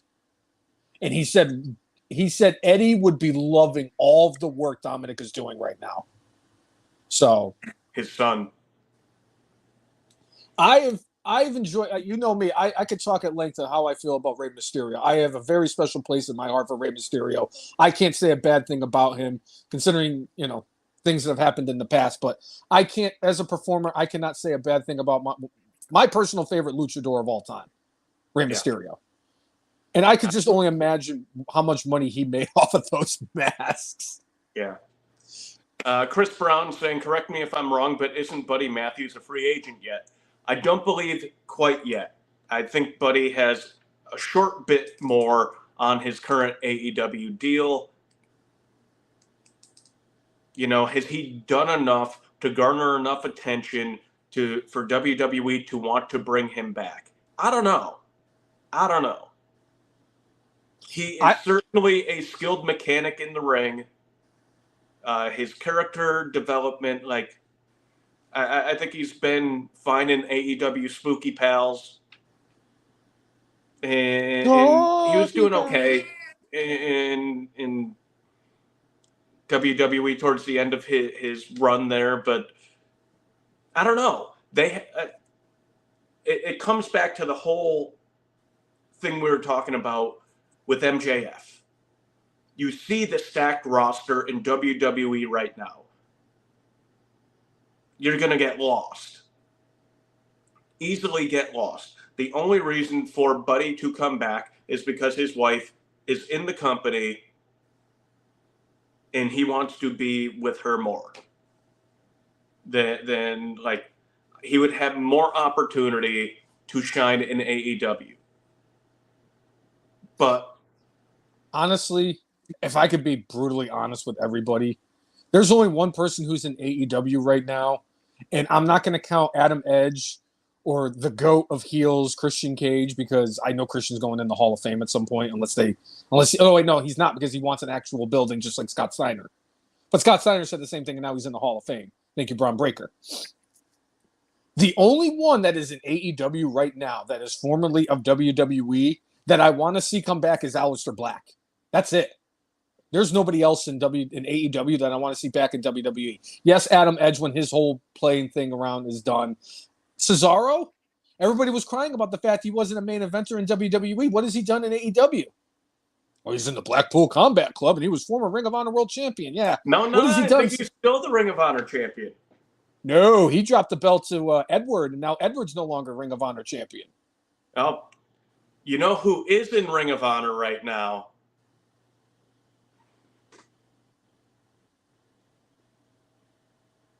Maximum Male Models.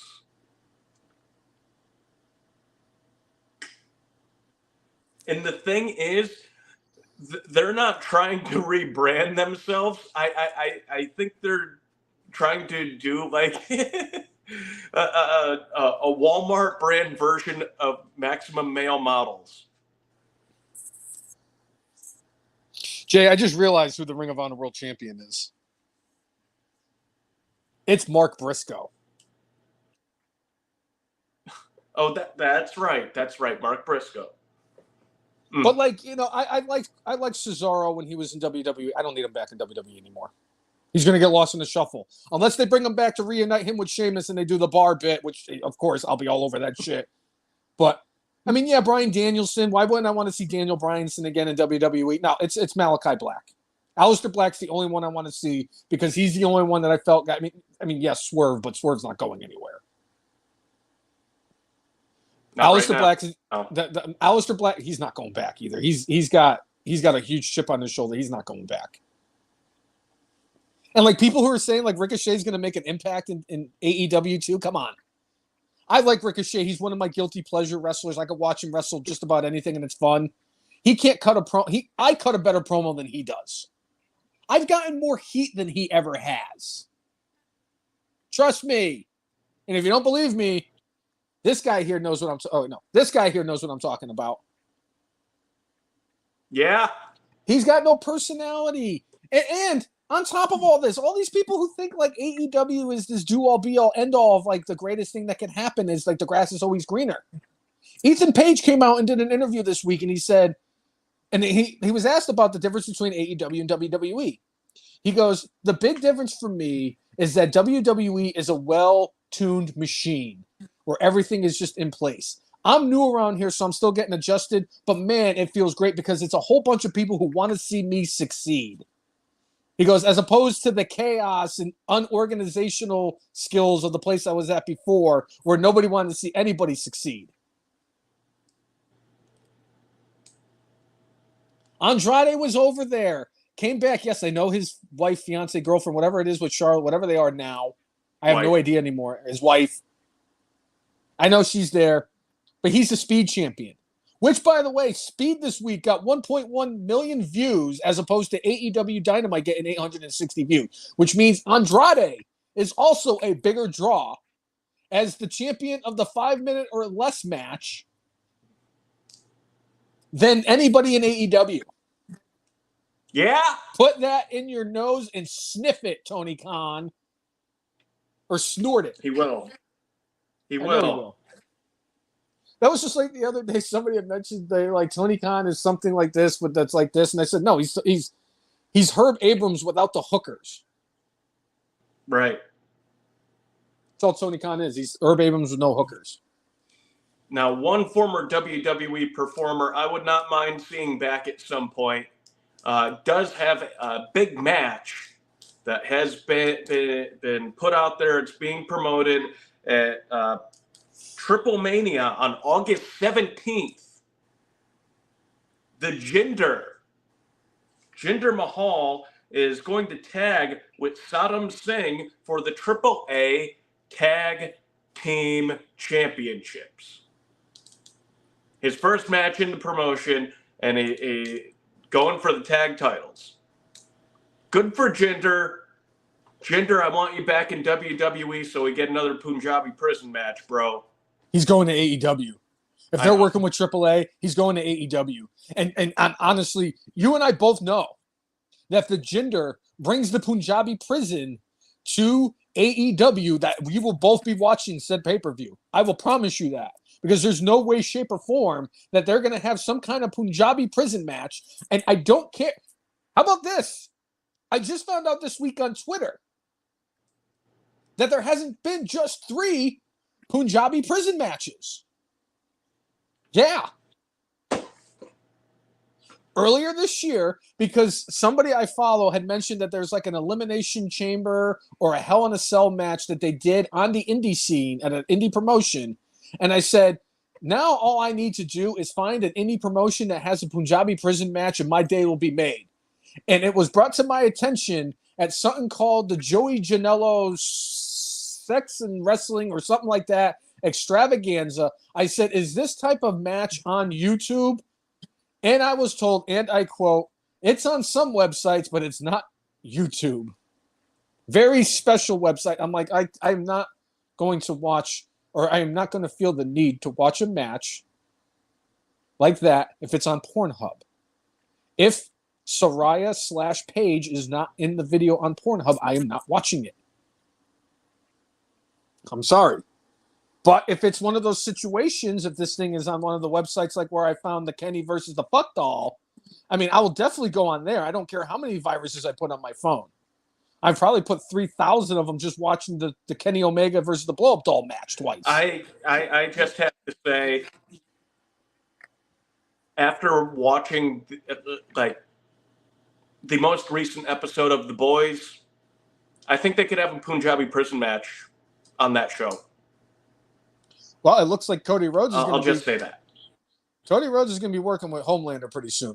We're He's going to to be playing the part of Homelander. We missed out. We had so many chances for so many different dream match, Punjabi prison matches in WWE, and WWE dropped the ball. Yep. We could have gotten the Jinder versus the tribal chief in the Punjabi prison, and you can't tell me that wouldn't have been a great match. Right. So, we've kind of danced around, done a whole bunch of different things. We have avoided the one of the biggest news stories of the week, at least people connected to this podcast. WWE has re-signed Angel Garza.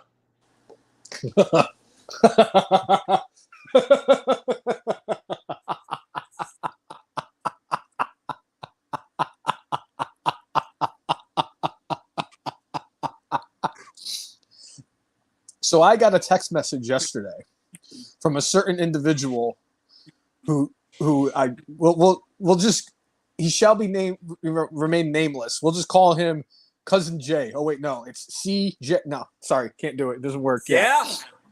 Who told me, and I quote, Angel Garza has re-signed with WWE. Make sure you let Nicole know. To which I did immediately right after I got said text message. I said, oh, Nicole, guess what? Guess who got a new contract with WWE? Cousin Jay wanted me to tell you that Angel Garza has re-signed. And her response was, and I quote, fuck Cousin Jay.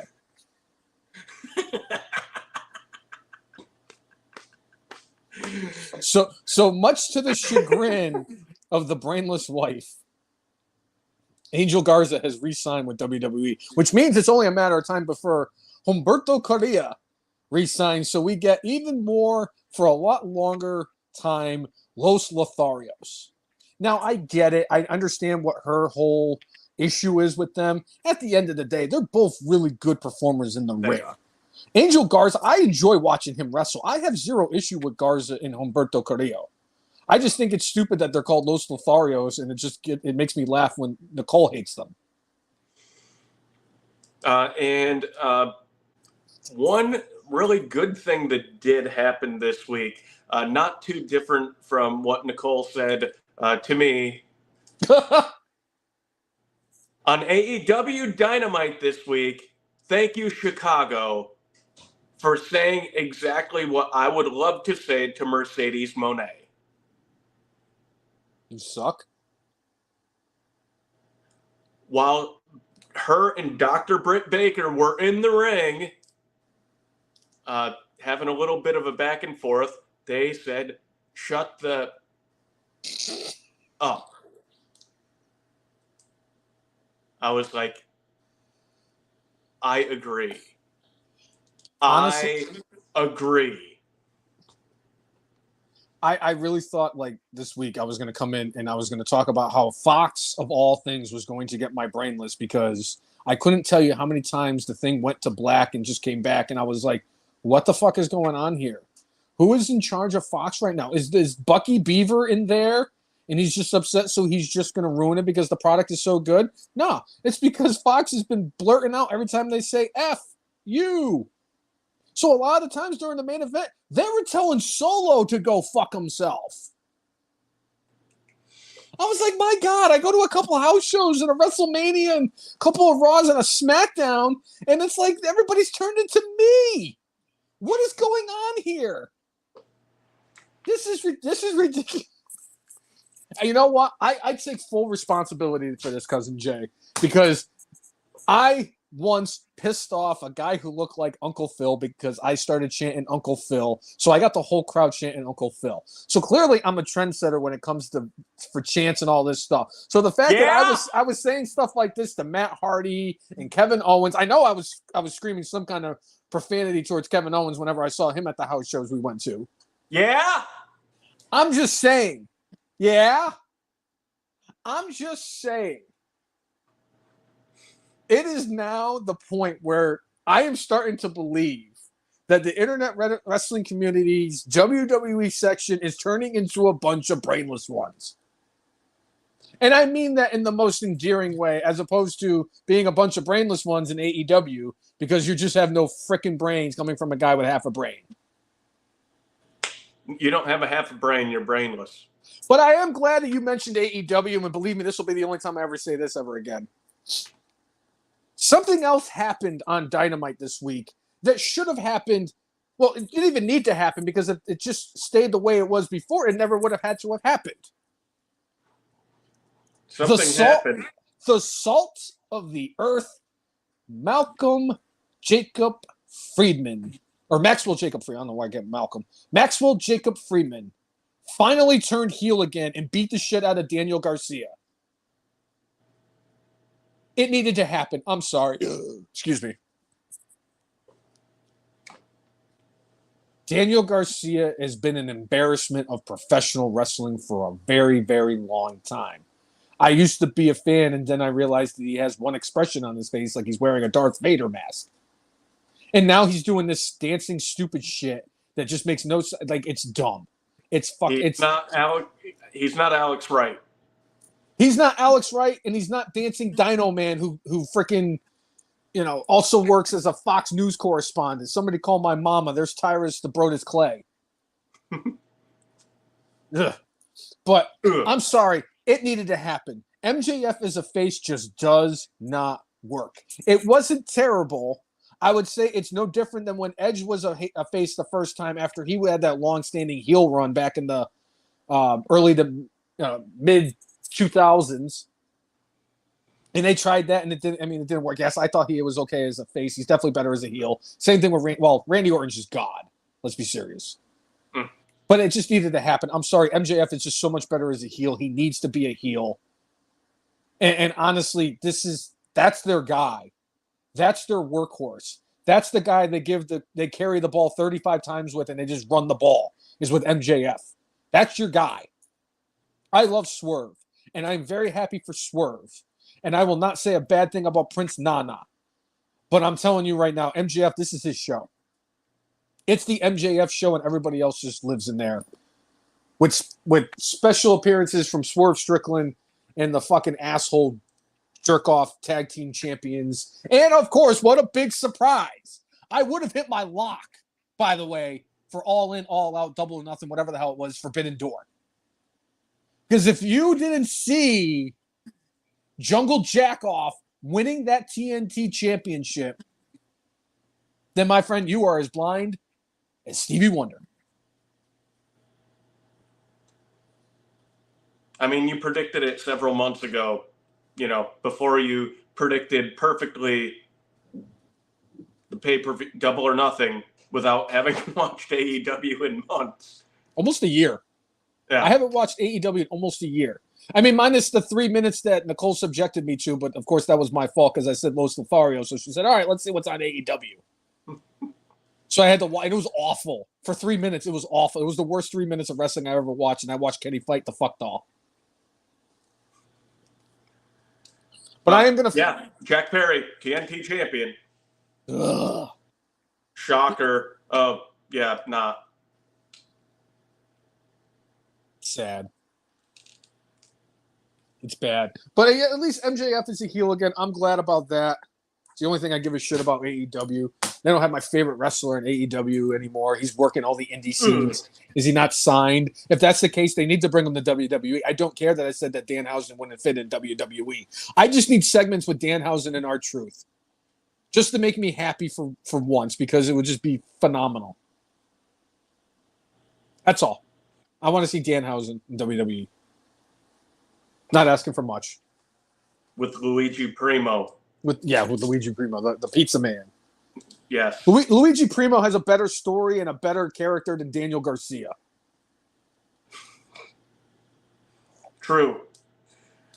All right, Brainless one. I think that's all my notes. I know you got a Brainless top 10. I do. Anything else notes-wise you want to get into? There is one mini little note tidbit I would like to mention. All right. I know a lot of people have been giving WWE a lot of shit because they did this whole deal with TNA where they weren't sending any of their like legitimate stars. They sent Tatum Paxley to fight Jordan Grace after she went and wrestled against Roxanne at one of the NXT shows, and they killed it. Great match. Have no problem if Jordan Grace ever wanted to make the jump to WWE. They sent Tatum Paxley as the counterpart for that. Okay, I can understand that. She gave it her all. She had a hell of a performance. Then we get Frankie Kazarian and Joe Hendry showing up in a battle royal for the number one contendership for the NXT title, where we saw Frankie Kazarian actually make it to the Final Four. And there was a part of me that wanted to see Frankie Kazarian win that ship just because I love Frankie Kazarian. This week, last night on Impact, or TNA, and I cannot believe this is actually happening on this podcast, WWE actually sent somebody else to TNA to fuck shit up. Now, I know it's not the caliber of a Trick Williams, what he is, or the caliber of even Carmelo Hayes or Wesley or Braun Breaker. But it's got to speak volumes if they're sending Charlie Dempsey to TNA. I get it. He's not the established star like a Braun Breaker. But he is the son of William Regal. William Regal is a very important person in WWE. A very well-respected human being. And I love the fact that when he went over there, he beat up on Drake Wentz and Trey Miguel, the Rascals. Now, if people don't know, Drake Wentz, or whatever his name was, once upon a time was part of a tag team of the Rascals with Wes Lee, and then they moved over to WWE and became MSK, if I'm not mistaken, where they were two-time tag team champions. This is the guy who's lunatic, not even crazy, lunatic ex-wife made all these false accusations about him and then posted a picture of him when he was younger with the Hitler mustache. It cost him his job in WWE. I now, because, they did send Charlie Dempsey to TNA, and he went after the two members of the Rascals. Charlie Dempsey is in part of a faction. Yes, they could go over there and wrestle, and I would love to see Charlie Dempsey wrestle. He went over to AJ Pro Wrestling in Japan and wrestled a match there. However, if they bring him in his faction and they do a thing with the faction, I would love nothing more than to see Wesley go back and reunite with the Rascals and they do a 6-man tag match. I think that way WWE can actually, kind of do a better job with the partnership that they have going on with TNA right now. Okay. But I had to mention the fact that Charlie Dempsey, who is going to be a future, I don't know about world champion, but he's going to win a bunch of mid-card titles down the line. Hell of a talent. He looks just like his dad, too. It's scary how close he looks. Story, right? He could. His dad never won the big one. His dad won everything else. His dad was a man's man, Cousin Jay. A man's man. Yeah. He's a man. Such a man. Such a man's man. Such a man. He's a man. Anyway, time for the top 10. Yeah. So this week, I got a very good suggestion to the point where I've actually morphed this into as many lists as I can. So kudos to FM Marks Hall of Famer Chris Brown for the suggestion. Top 10 moments in wrestling I want erased from history forever. Moments. Not wrestlers, not matches, not pay-per-views, which I'm going to probably, like I said, I'm going to get more of these. All right. So the top 10 moments in wrestling I want erased from history forever. Number 10. Just the whole thing with how Vince McMahon treated JR after he had the Bell's palsy thing. Even when he dressed up like the doctor, and I think it was Dr. Wanker or some shit like that. I just did not like that. That was just really bad taste. So if I could erase, if there was one thing I could erase, that would be one thing. Mind you, I have kept what happened to Owen Hart out of this equation because obviously it should go without saying. If there was one thing that could get erased from history, I think it's Owen Hart doing the Blue Blazer bullshit. So I didn't want to keep that in there. And I'm just trying to do this as impartial as possible and just not obliviate AEW.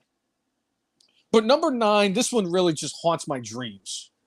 Number 9, The moment when Vince Russo dressed in New York Giants stuff. That is in the Who Killed WCW episode. Just give me a reason to not watch it, Cousin Jay, because it breaks my heart when I see that fucking shit-stained ass motherfucker with a Giants jersey and a helmet on. And I said, the helmet fits. It's just the wrong one from the right state.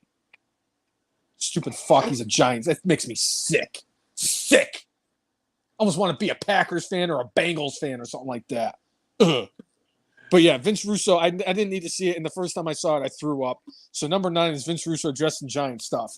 Number 8, I gave you a little love on this one because this is definitely in your neck of the woods. Number 8, the Old Day segment. That was amongst the worst things ever to happen on Monday Night Raw. Outside of when Baron Corbin was Raw general manager. I just wanted to be known, and it was a toss-up between that and the whole Bobby Lashley sisters thing, I think it was, with Sami Zayn, where they had 3 dudes, one of them being Max Caster dressed up like women, and he's sitting there insulting Bobby Lashley's sisters, and Bobby Lashley comes out to the ring smiling like Dave Winfield. Yeah, but I gave it to the Old Day segment because that was awful. Number 7, I got this one from another very good, reliable source, and I actually agree with him with some modifications. Number 7, the anonymous Raw general manager storyline. If we take out everything that Michael Cole did in the night where Edge snapped and beat the holy hell out of the laptop. I thought the storyline was kind of stupid. I love the whole Michael Cole thing because he got so over as a heel and brought us the coal mine. That I will cherish that moment from Michael Cole because that was terrific shit. Just seeing his face wedged up against the freaking coal mine, it still makes me giggle every time. But yeah, Edge snapping, the look on his face right before he snaps that, what are you doing, Edge? Can't do it, Ed. And then he just snaps and just beats the snot out of the I was like, that's great. Other than that, even the payoff with it being Hornswoggle just was like, what a horrible payoff. There were so many better directions they could have gone with that. Yeah. I agree. But I thought that it wasn't just the payoff. I thought a lot of it just was not very good. The only things I really liked, I said, was the Edge thing and what it did for Michael Cole, getting him over as a heel because he was definitely a heel, and the coal mine was terrific. I love the coal mine. And I quote, number 6, David Arquette as WCW World Heavyweight Champion. That is also talked about in the documentary. I bet you're surprised that it was 6th. I mean, I was figuring it might be like top 2. Oh, wait till I get to the top 2. Number 5, we have a tie. I had to put these in there, even though they're matches, because they're that awful, and I'm going to add them probably to the match ones. Number 5, the zombie match, the Raw after WrestleMania 37 or 38, and the Texas Chainsaw Massacre match. Yeah. Number 4, Mae Young gave birth to a hand.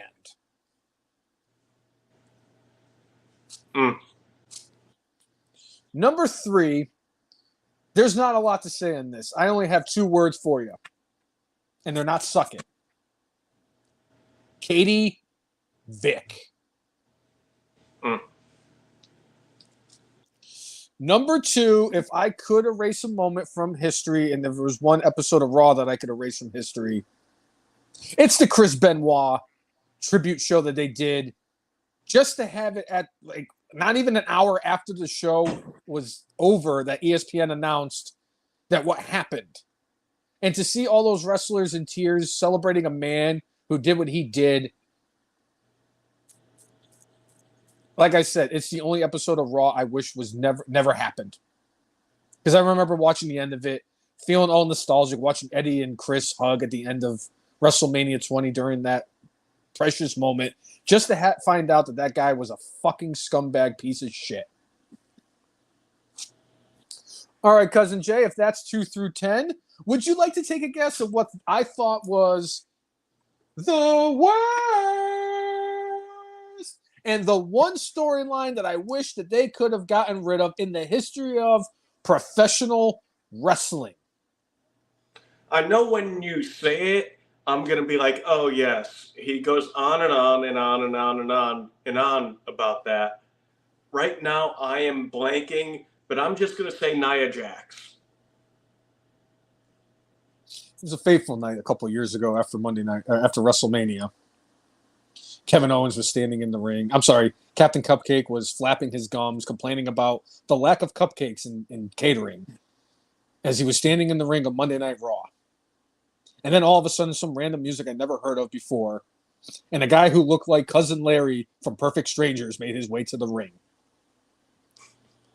And when Kevin Owens said the words that will haunt me to this day for the rest of my life, Elias, is that you?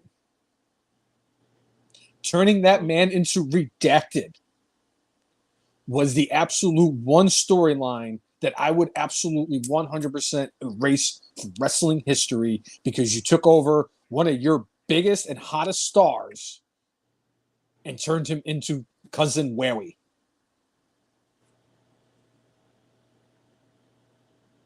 That will forever be the storyline moment I would get rid of in wrestling history.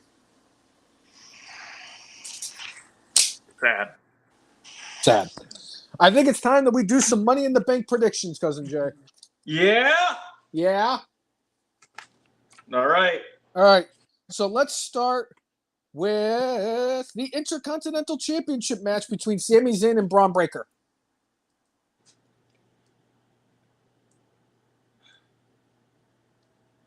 The only conflict I have with this, will Sammy leave with the championship? He is going to get his ass kicked. And I'm going to just say Braun Breaker wins the Intercontinental title. I was on the fence on this one. I couldn't, because I could make a case for both of them. But if they're adamant about Braun Breaker being part of the face of the new generation that they're bringing into Netflix, he needs to get a signature win. I agree with you. I think Braun Breaker's taking this one. Otherwise, I think it's going to... The only way that Braun Breaker does not win this match is if, like, he is just so fired up in beating the crap out of Sami Zayn that he gets himself disqualified. That would be the out that I would say they could have by still keeping Breaker up there strong and not taking title off Zayn. Here's a question for you real quick, and you might not know, but it's worth a shot. Do you remember the last time they reversed a decision on a match because a guy was still wailing or not letting go of his, submission move after the match has been called by the referee? Do you remember the last time we had a match or an outcome reversal because of a wrestler still beating up? Because I know it used to happen all the time, like a bunch of times in the 90s. Remember. It's been a while. Yeah. I could see something like that. Like Breaker wins the title, but yet he keeps pounding on Sammy, and they're like, okay, and Adam Pearce is like, no, fuck this. I'm reversing the decision. I'm the commissioner here. Right. Kind of build that storyline, but I really do think Braun Breaker's winning this. Sorry, Sammy. All right. 3/4 of the bloodline, and we don't know which ones technically, but it seems like we already do. And according to like what was said in the chat, it said that the bloodline was suspended. On social media, it said bloodline suspended. We're still getting this match, this part of whatever storyline, but... Yes. The bloodline, so 3/4 of the bloodline, we don't know which four, but I mean, we have an idea, versus the team of Cody Rhodes, Randy Orton, and Captain Cupcake.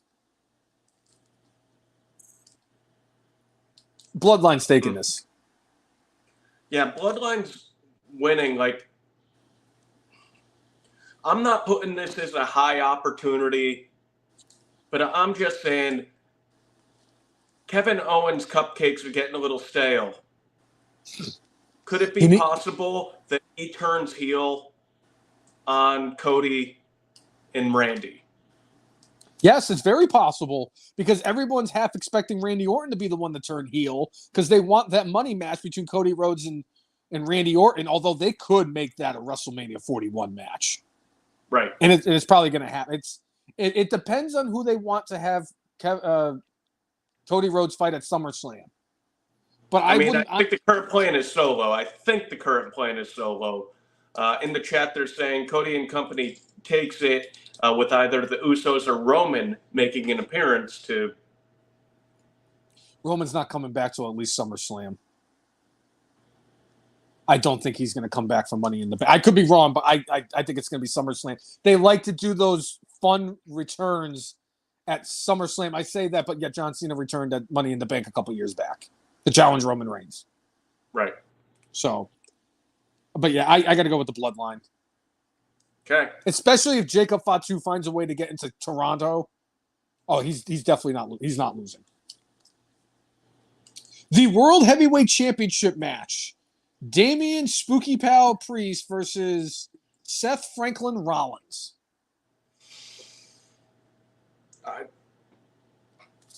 I'm going with Damian Priest here. I know that SummerSlam's coming up, and Seth Rollins is a bigger name, and you want that bigger name on the marquee for the bigger matches. But I think they're going to have plenty of people who have already bought tickets to the stadium in Cleveland. They're going to have Cleveland representation. I'm going with Damian Priest somehow, some way coming through, even though he put a lot of shade on the rest of the Spooky Pals. Spooky Pals. I think they keep the Spooky Pal train rolling down the track. Damian Priest leaves as champion. I got Priest winning this match, but he's not leaving as champion. Okay, you think somebody's cashing in? I think somebody's cashing in. And I'm going to tell you this much, too. My pen just stopped working. Wait and see who gets the men's Money in the Bank and who I think's going to win it. Yeah. But remember, Gunther's lying in the wings. So whoever wins the World Heavyweight Championship tomorrow is fighting Gunther at SummerSlam. Are you going to get, is that a match that people are going to want to see? Damian Priest versus Gunther, where they're two heels? Or they kind of planned that, they kind of planted that seed for Seth for right before the Royal Rumble, where him and Gunther had that interaction. But then it would just be silly to have Seth win the title just to be a transitional champion. It would. So I think Priest is going to win. I think the cash-in is going to happen tomorrow. All right. Thank you. Now my pen's working. All right. We talked about it earlier. The women's Money in the Bank match. Io Sky, Chelsea Green, Lia Valkyria, Tiffany Stratton, Naomi, and Zoe Stark. No relation to Tony.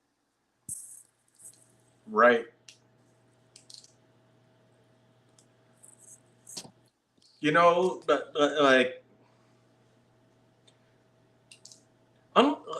It's weird. The men's Money in the Bank, I don't really feel like anybody for me, just based off of what's been going on, I'm like, Drew McIntyre, you have had many shots. You should not get another shot.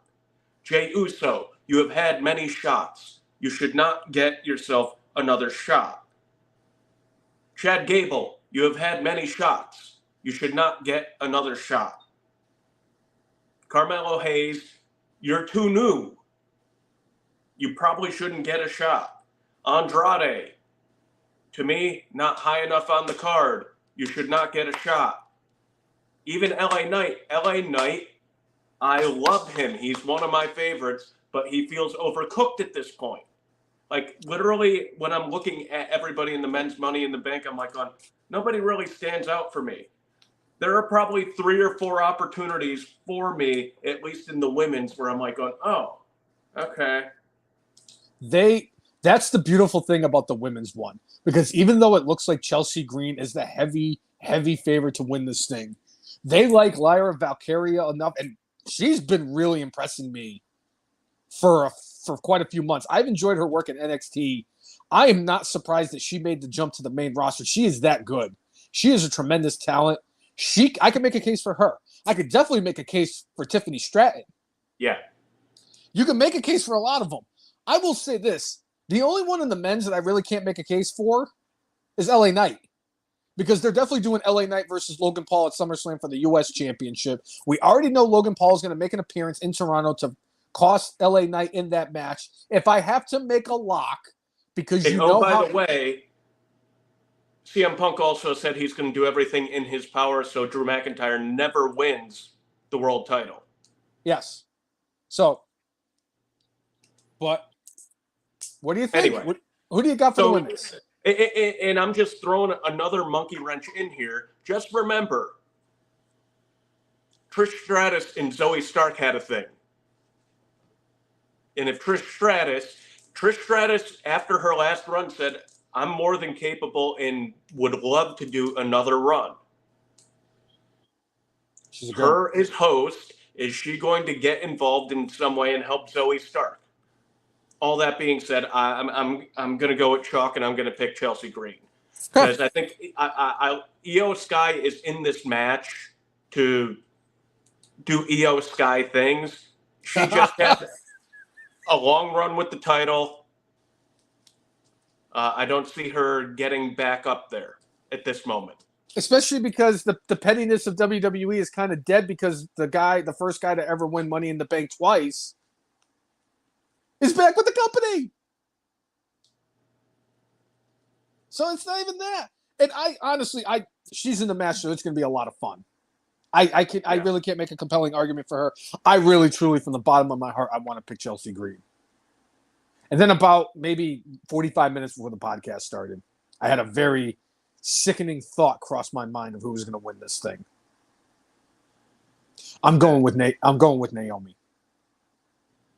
Bloodline? No, because they've been kind of teasing this whole thing with her and Bayley. They're teasing a heel turn for Naomi. I wouldn't be surprised if she ended up in the Bloodline. Really wouldn't. She's the only set of husband and wife that I think of that are not on the same shows in WWE. But yeah, I would love to pick Chelsea Green, but I just got this feeling, especially because she just came back. They want to give her a push. I would not be surprised if she wins Money in the Bank. And then somehow, like if Bayley loses to Nia Jax, she cashes in at SummerSlam next week or next month. But yeah, I really wanted to pick Chelsea and I couldn't. All right. Now the men's one. Carmelo Hayes, LA Knight, Andrade, Drew McIntyre, Jey Uso, and Chad Gable. You gotta pick one. Or just, is this the weakest field? I'd say overall, yes. And it's like Drew McIntyre, love him. LA Knight, love him. Jay, like the only one in this match that I'm kind of like, Andrade. Nothing. Andrade's a fine performer, but agreed. Like as far as being somebody that's over, and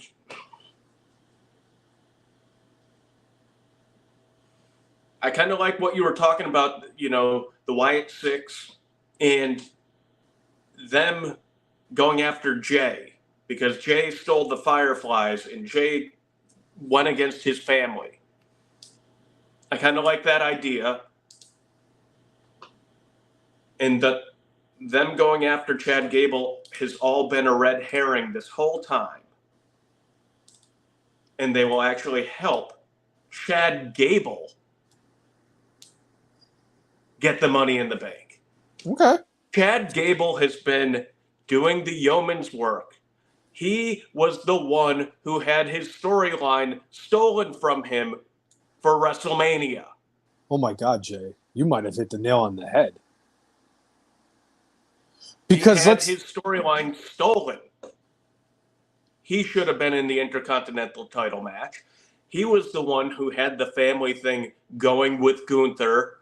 And then he sits there and passed the baton off to Sami Zayn, even though it should have been, if you wanted to do long-term storytelling, it should have been Chad Gable. Chad Gable had more chances and could not get the job done. As much as I'm like going, he shouldn't be in this match because he shouldn't get the opportunity. But they made Chad Gable super prominent, looking like he was dead. I'm going with Chad Gable. Chad Gable has been the focal point of Monday Night Raw for the last 3 weeks, and you can't tell me otherwise. If not longer. Chad Gable's doing some of the best work. I am enjoying his work. And if you want to talk about long-term storytelling, he wins Money in the Bank and cashes in and takes the World Heavyweight Championship from Gunther. Couldn't take the Intercontinental title, take the bigger belt from him. That could be a way too. Okay. Now, if that messes with your pick of, the immediate cash in, No, if honestly, if Gable wins, I have zero issue with him holding that briefcase for a long time. I could see a bunch of people cashing in that night, but there's really only one in this match. I am telling you guys right now that the winner of the men's Money in the Bank match has not been announced for the match. One of two things is going to happen. Either the Wyatt Sicks is actually going to take Chad Gable out before the match, so his spot opens up, and right before Drew McIntyre right before Drew McIntyre pulls the briefcase down, CM Punk's music is going to hit, and he's going to be the surprise entrant in this match where CM Punk becomes the first ever 3-time Mr. Money in the Bank. Wow, you really put the tinfoil hat on. Jay, somebody had posted this on Twitter, and they said that this is what I want to see. I want to see the Wyatt. He goes, hear me out. Wyatt Sicks come in. They take out Chad Gable. Now his spot's open. They don't announce somebody for the match. CM Punk has come out and said that he's going to do everything in his power to make sure Drew McIntyre doesn't become World Heavyweight Champion to continue to screw with him. CM Punk going out there, going into business for himself and costing Drew McIntyre the match and then winning Money in the Bank would be, name me something better. Tell me what this got in this Money in the Bank. Because yes, right now it looks like Jey Uso is the heavy favorite to win the men's Money in the Bank. But tell me a better scenario than CM Punk winning this match. And maybe that's why we have a bunch of people that, at this moment are also Rands or not quite yet. Right. I'm just saying, I want chaos. I went completely against both of them for both the men's and the women's. My predictions for both of them were set in stone before today. And I kind of hopped on the fence a little bit on freaking CM Punk. But yeah, I'm going with CM Punk winning Money in the Bank. Because pop he would get for winning would be incredible. But yeah. Cool. Yeah. All right. Well, I guess there's only one thing left to do, Cousin Jay. What's that, Brainless one? I think it's time for our good, our bad, and our brainless. All right, Cousin Jay, what do you got for your good this week? I have to go with AEW fans, specifically AEW Dynamite fans. Thank you for telling Mercedes Moné exactly what I would want to tell her to her face. You're not that big of a deal. Shut the F up. Yeah. Thank you. I will never I will never ever say those words, so don't worry about that. I'm going with Cody. I'm going with Cody Rhodes. Okay. There was a gentleman earlier this week who won a contest from Toys R Us, Canada, or UK or whatever it was, and Canada. It was Canada. He had won. Was it for this weekend then? It must have been for Money in the Bank. Yep. So this gentleman went out and won a contest through Toys R Us Canada, and the prize was a meet and greet and tickets for Money in the Bank in Toronto tomorrow. Well, when he reached out to the venue, he had told them that he was handicapped. So they said, unfortunately for the situation, because of lack of available seats, we will be unable to give you tickets. Instead, they would offer him a cash payout, which would be the cost of 2 tickets to go to the show with all the passes and all that stuff. So just over $300. So he put it out there and was trying to reach out to people in WWE. Well, they got out there and people retweeted and got a hold of them. Cody Rhodes called this gentleman and said, I have everything taken care of. Cody Rhodes went out of his way to make sure that this fan had the experience that he had wanted, to make sure that he had the accommodations that he needed.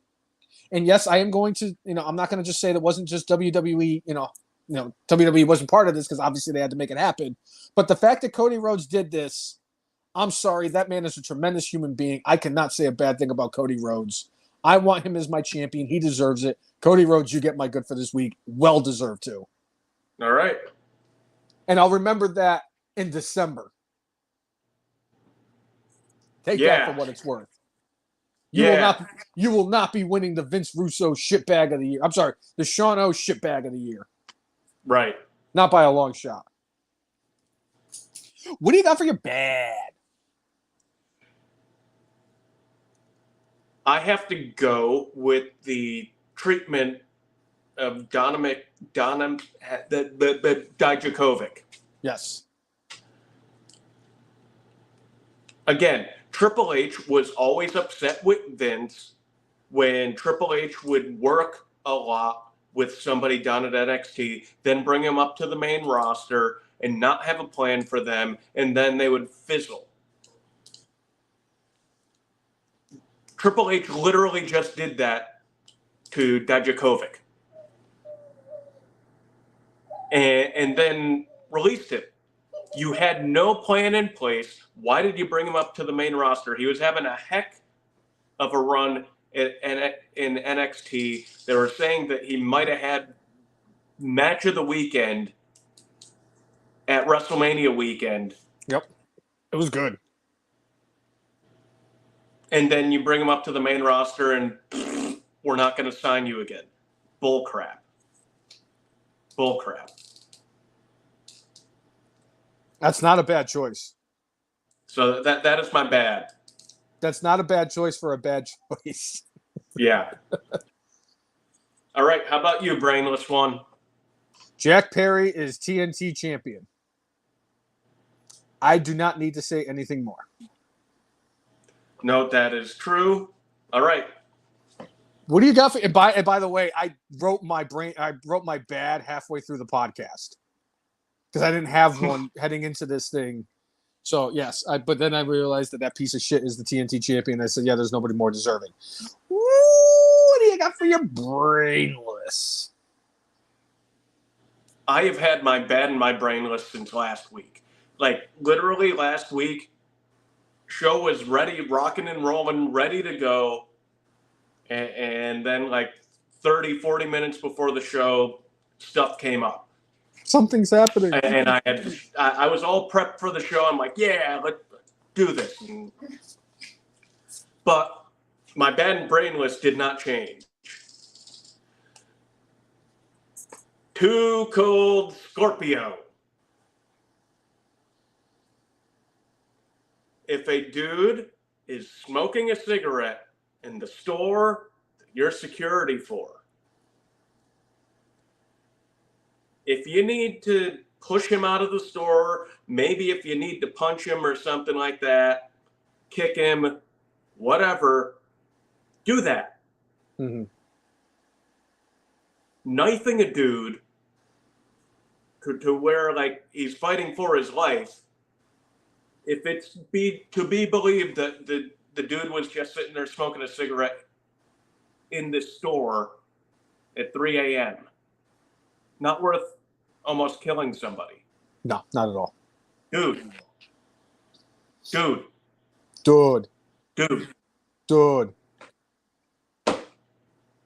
That is my Brainless. It's not very funky of you, Flash Funk. Yeah. How about you, Brainless one? What is your It's Brainless? Funny because my Brainless didn't change from last week to this week. My Brainless goes to Tony Khan and AEW. What a fucking surprise. Why would I never? I mean, is it really that surprising? It's shocking even that I picked Tony Khan. I had to mention this.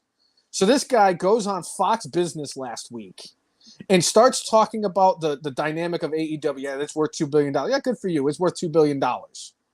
Then He says that AEW has the best women's division on planet Earth.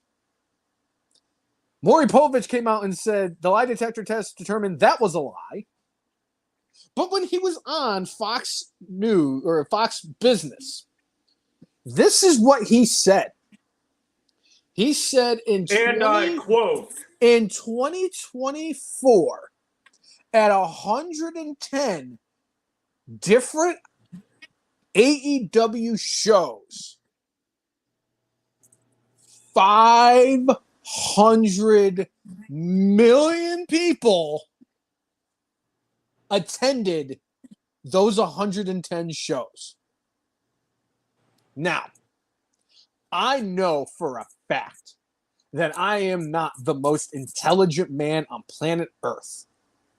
However, I will tell you this much. If somebody tells me that 500 million people showed up for 110 shows, that the math is not mathing. Let me tell you something, brother. My Steiner math might not be as good as Scott Steiner's, but I could tell you without uncertainty that 4.4 million people did not show up for any of those AEW shows in one show. I'm sorry.